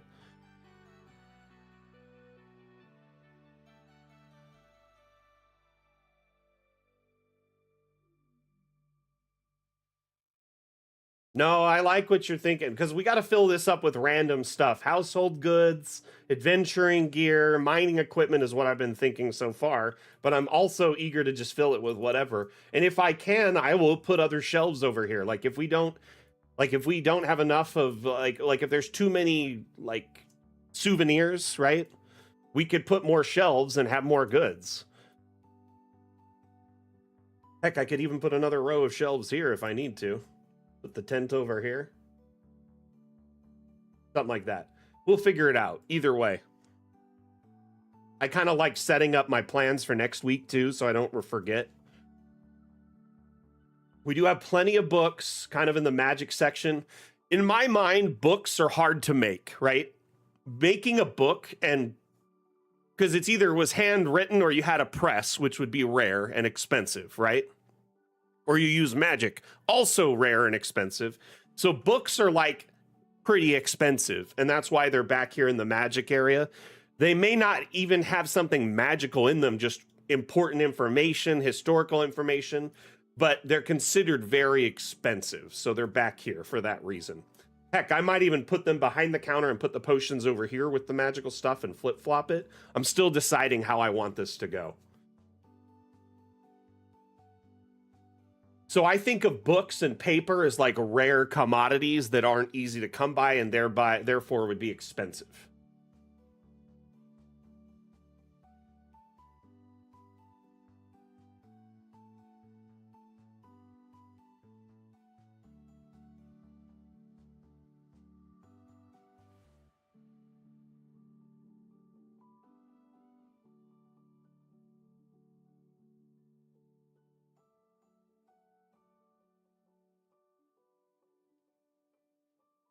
Here's the thing, like, wizards have attacks, right? The wizard tax is real because to transfer spells to your spell book, there's the costs of ink and paper and parchments and spell materials. Like, that stuff is expensive. Ink, a vial of ink is what, 10 GP? Like, that's expensive in D&D for a simple thing. I like to think of these as like, I mean, technically I don't think screen printing exists. But I feel like he probably bought these in mass at a big city, so the costs were less, or they were probably done, using a simple magic skill. Maybe a press, but yeah, shirts could cost more. But ultimately, I think he bought them in bulk. And also, we gotta suspend our disbelief a little bit sometimes for silly shit like this, because it's fun.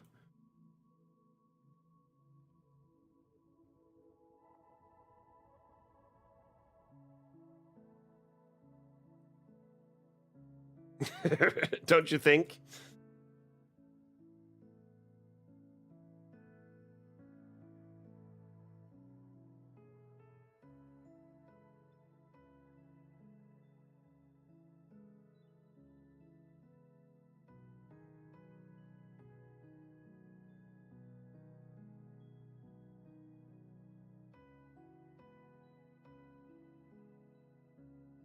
Let's hear it. Let's hear the story.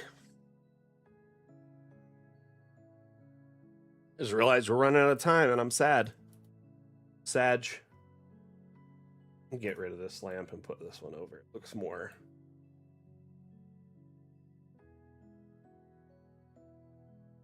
And I hate how it has that circular thing, so I'm just gonna take an abstract light and sink it into itself to get rid of that. And then I'll turn down the brightness of this one.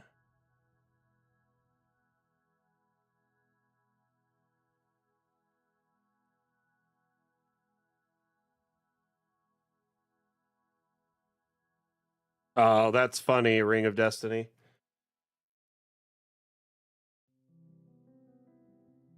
Still deciding if I want a back room or not, but I like the idea of it. Hey, see you later, Anani.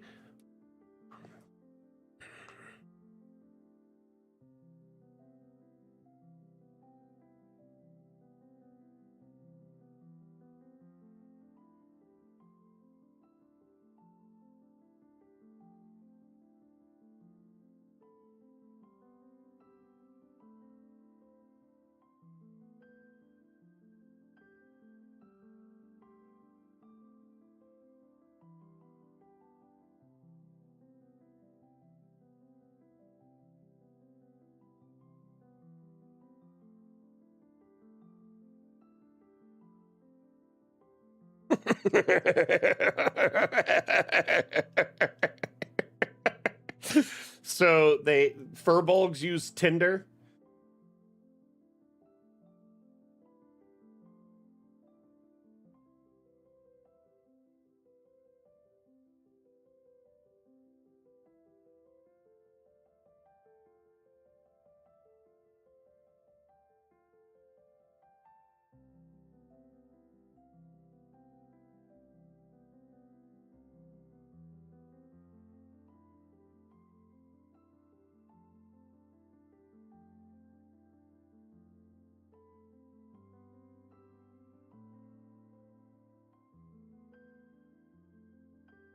Seems like a household goods thing, right? Some chess.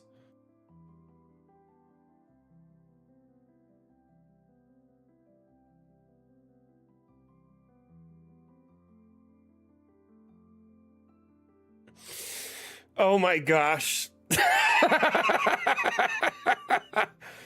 That is so funny. That's hilarious, dude.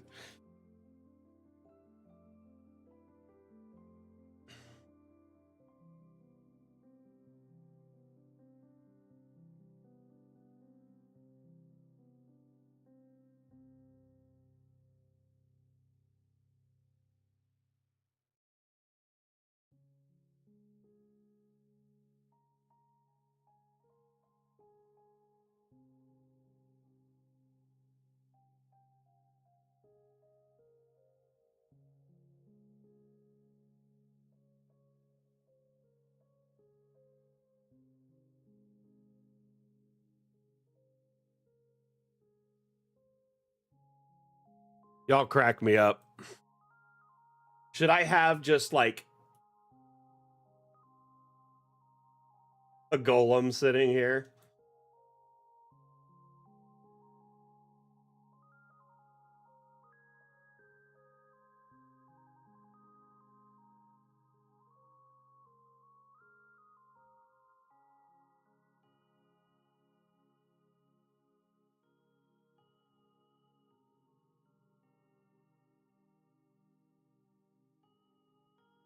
That's hilarious. I love it.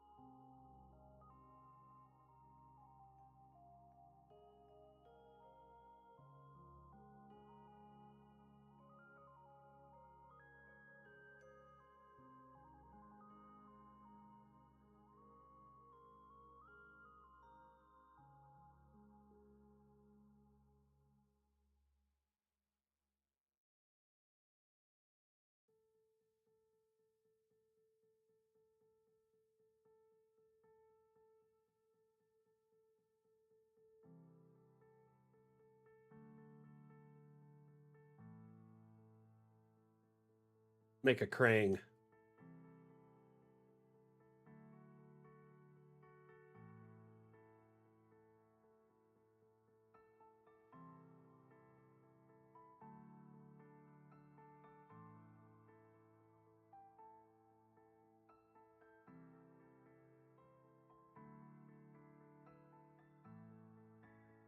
What, the Tesseract?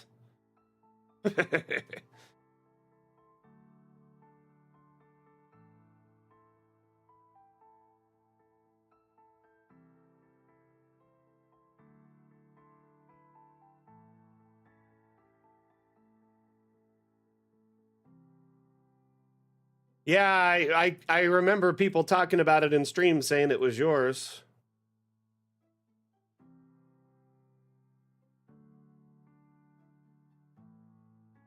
I think I'm going to put this blazing codex in here instead.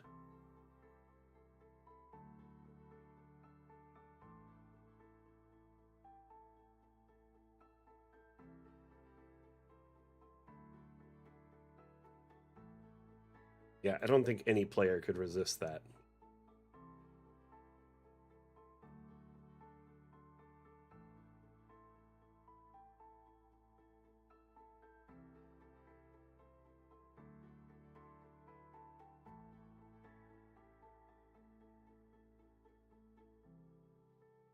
I might even get another display case just for this one.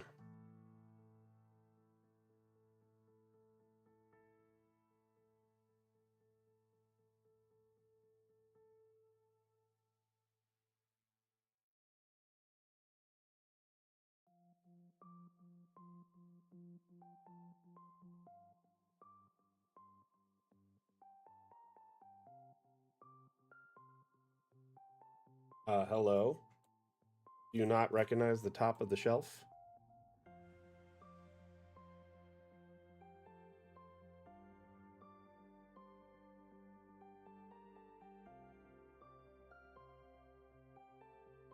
It's just a little too bright. Even when you turn it down.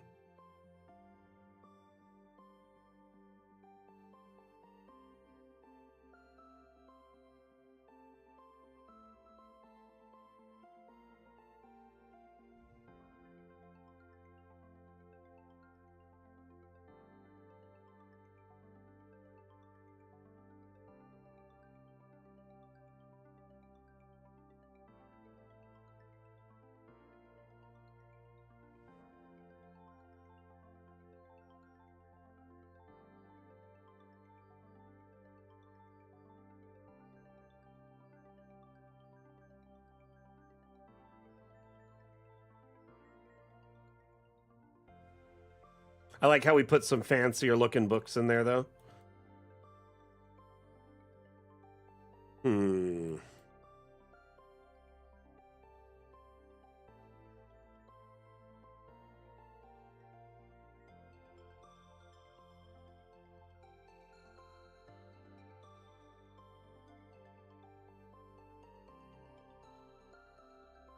Where's my hazmat book?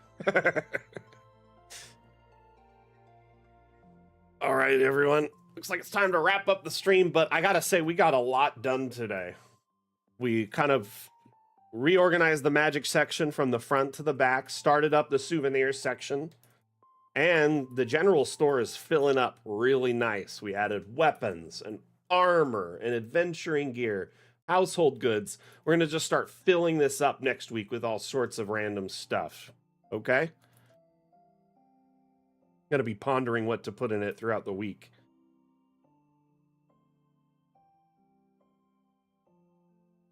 I also want to put up a sign that's like hanging here, right?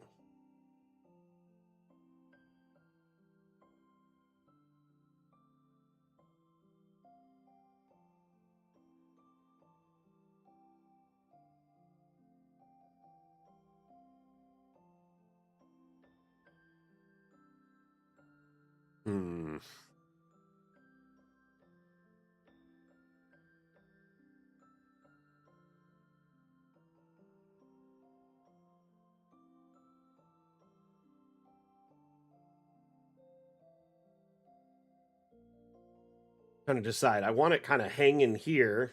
The stables is very clear that that's the stables, right?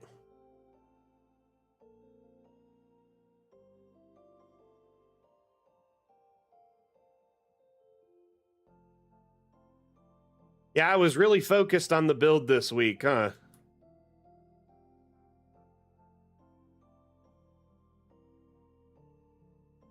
Whoa, what just happened?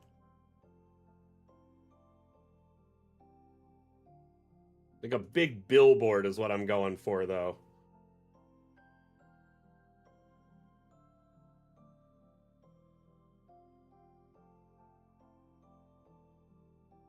Oh no! Why did it do that?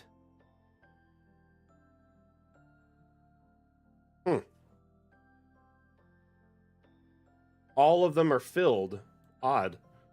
Ruined. Bummer. I'll have to figure it out.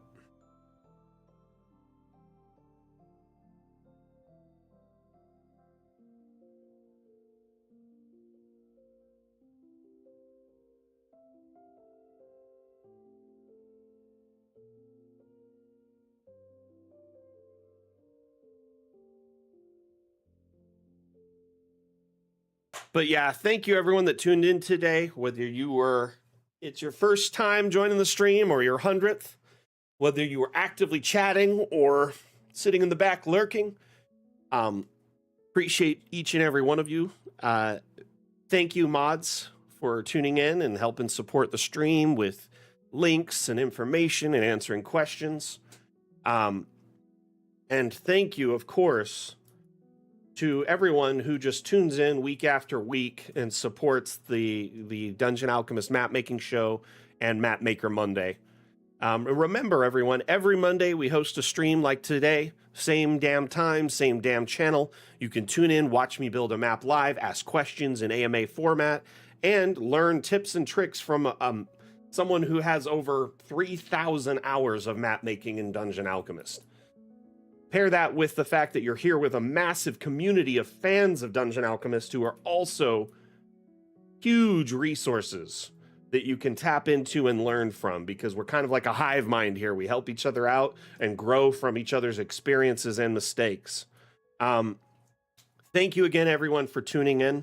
Again, my name is Mac, the community manager for Dungeon Alchemist. Oh, quick shout out before we wrap up, Sub-Zero Tolerance.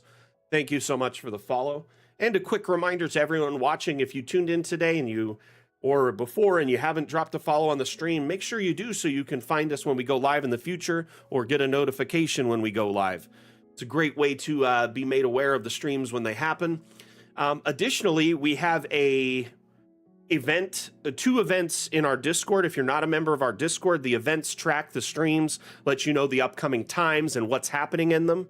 So for instance, our next stream on the 28th, which is the Dungeon Alchemist map-making show, features an interview with one of our moderators, Remy, who will be a special guest on the stream for about the first half hour. So we're going to pick her brain, ask her questions, and kind of learn about her map-making style, etc. Oh, Ring of Destiny, thank you for that follow. Much appreciated. Much appreciated. Thanks again, everyone, for being here. Again, my name is Mac, the Dungeon Alchemist Community Manager. Dungeon Alchemist is available on Steam, where we offer a free demo you can try before you buy. Give it a little test drive on your computer to make sure it runs before you invest any time or money into it. Dungeon Alchemist is in early access, though we're hoping to leave early access before the end of the year, which is big news. And we're going to run a quick Dungeon Alchemist themed ad before we wrap up the stream. No worries. No worries. Hey, if you thought you were already following and just followed, that's good. We got you locked in and you're ready to go for future streams. That way, hopefully we catch you on future Mondays, Destiny. It was nice having you. Nice to meet you.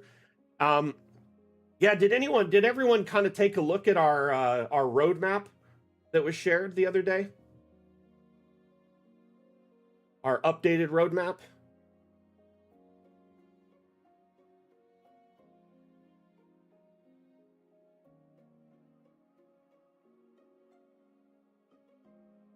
Here, I'll show it really quick before we wrap up the stream. So, we updated the roadmap because originally we were going to wait to leave early access until we delivered on all our stretch goals. But the devs feel very confident in after we release Fun with Objects Part 2 that DA will be in a very good state, a solid state, if you will, where we feel it's time to move out of early access. In fact, it would be more of a crutch and us making excuses after that point to say that we're still in early access.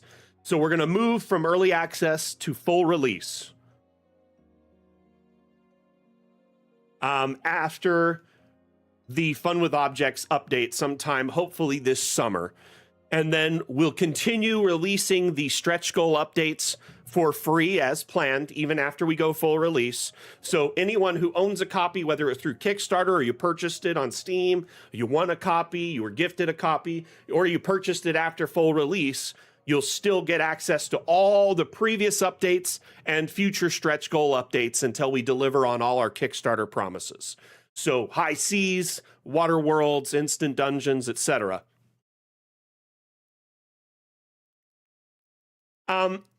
And those updates will only increase the versatility of DA, adding more, biomes, more assets, more functionality.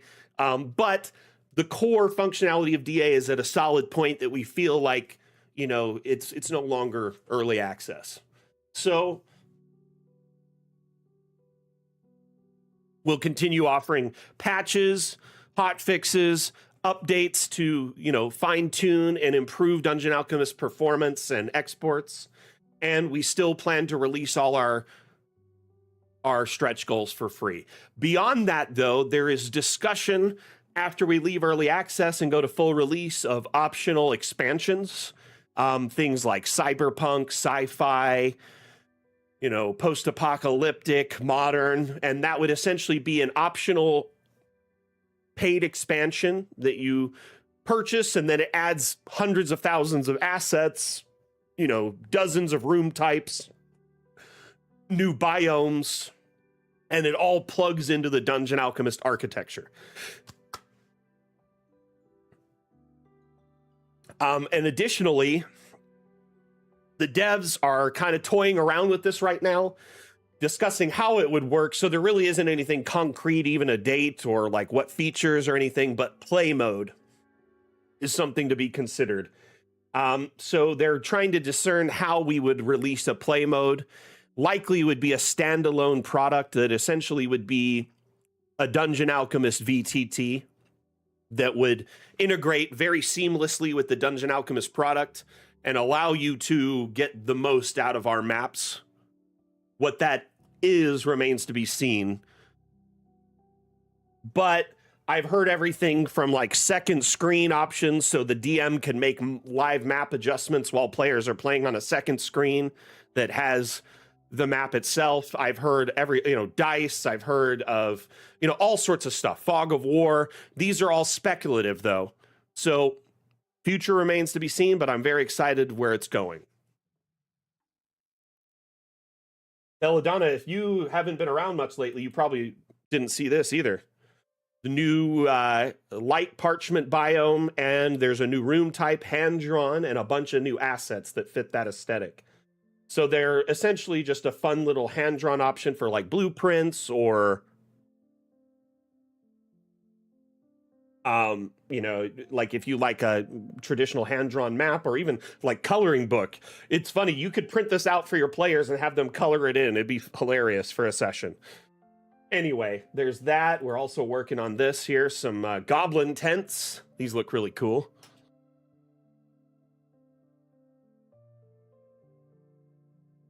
Alrighty. Anyway, let's wrap up that stream. Thank you everyone for being here.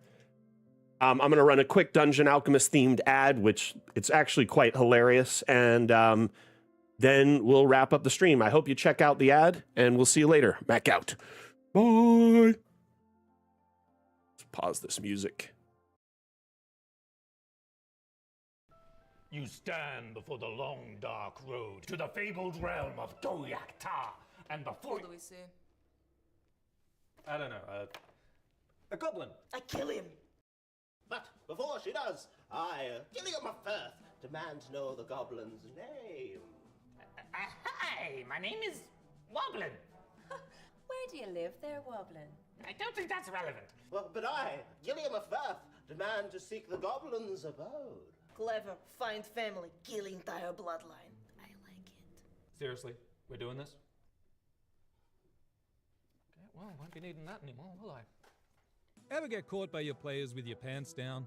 Dungeon Alchemist lets you create wonderful maps for any encounter in seconds. Oh, Woblin, that's a very impressive cheese collection you've got there. Yeah, it is quite impressive, yes. But you know what's more impressive? This map I have To the fabled realm of Goyak-Ta. Please take it and leave. Close the door behind you. Mr. Woblin, I cannot help but notice that you have a secret tunnel underneath your cabinet. Care to explain? Download Dungeon Alchemist, the AI-powered Mapmaker, on Steam today. Big thank you to the team over at Deerstalker Pictures, One for All, for helping us with that ad. I'm hoping we can collaborate again with them in the future and do another ad. It'd be great. Anyway, thank you everyone for tuning in. Again, my name is Mac, the community manager for Dungeon Alchemist. We'll see you next time. I give a damn. Mac out. Bye. I would like to make a new ad with them that represents multi-level and roofing.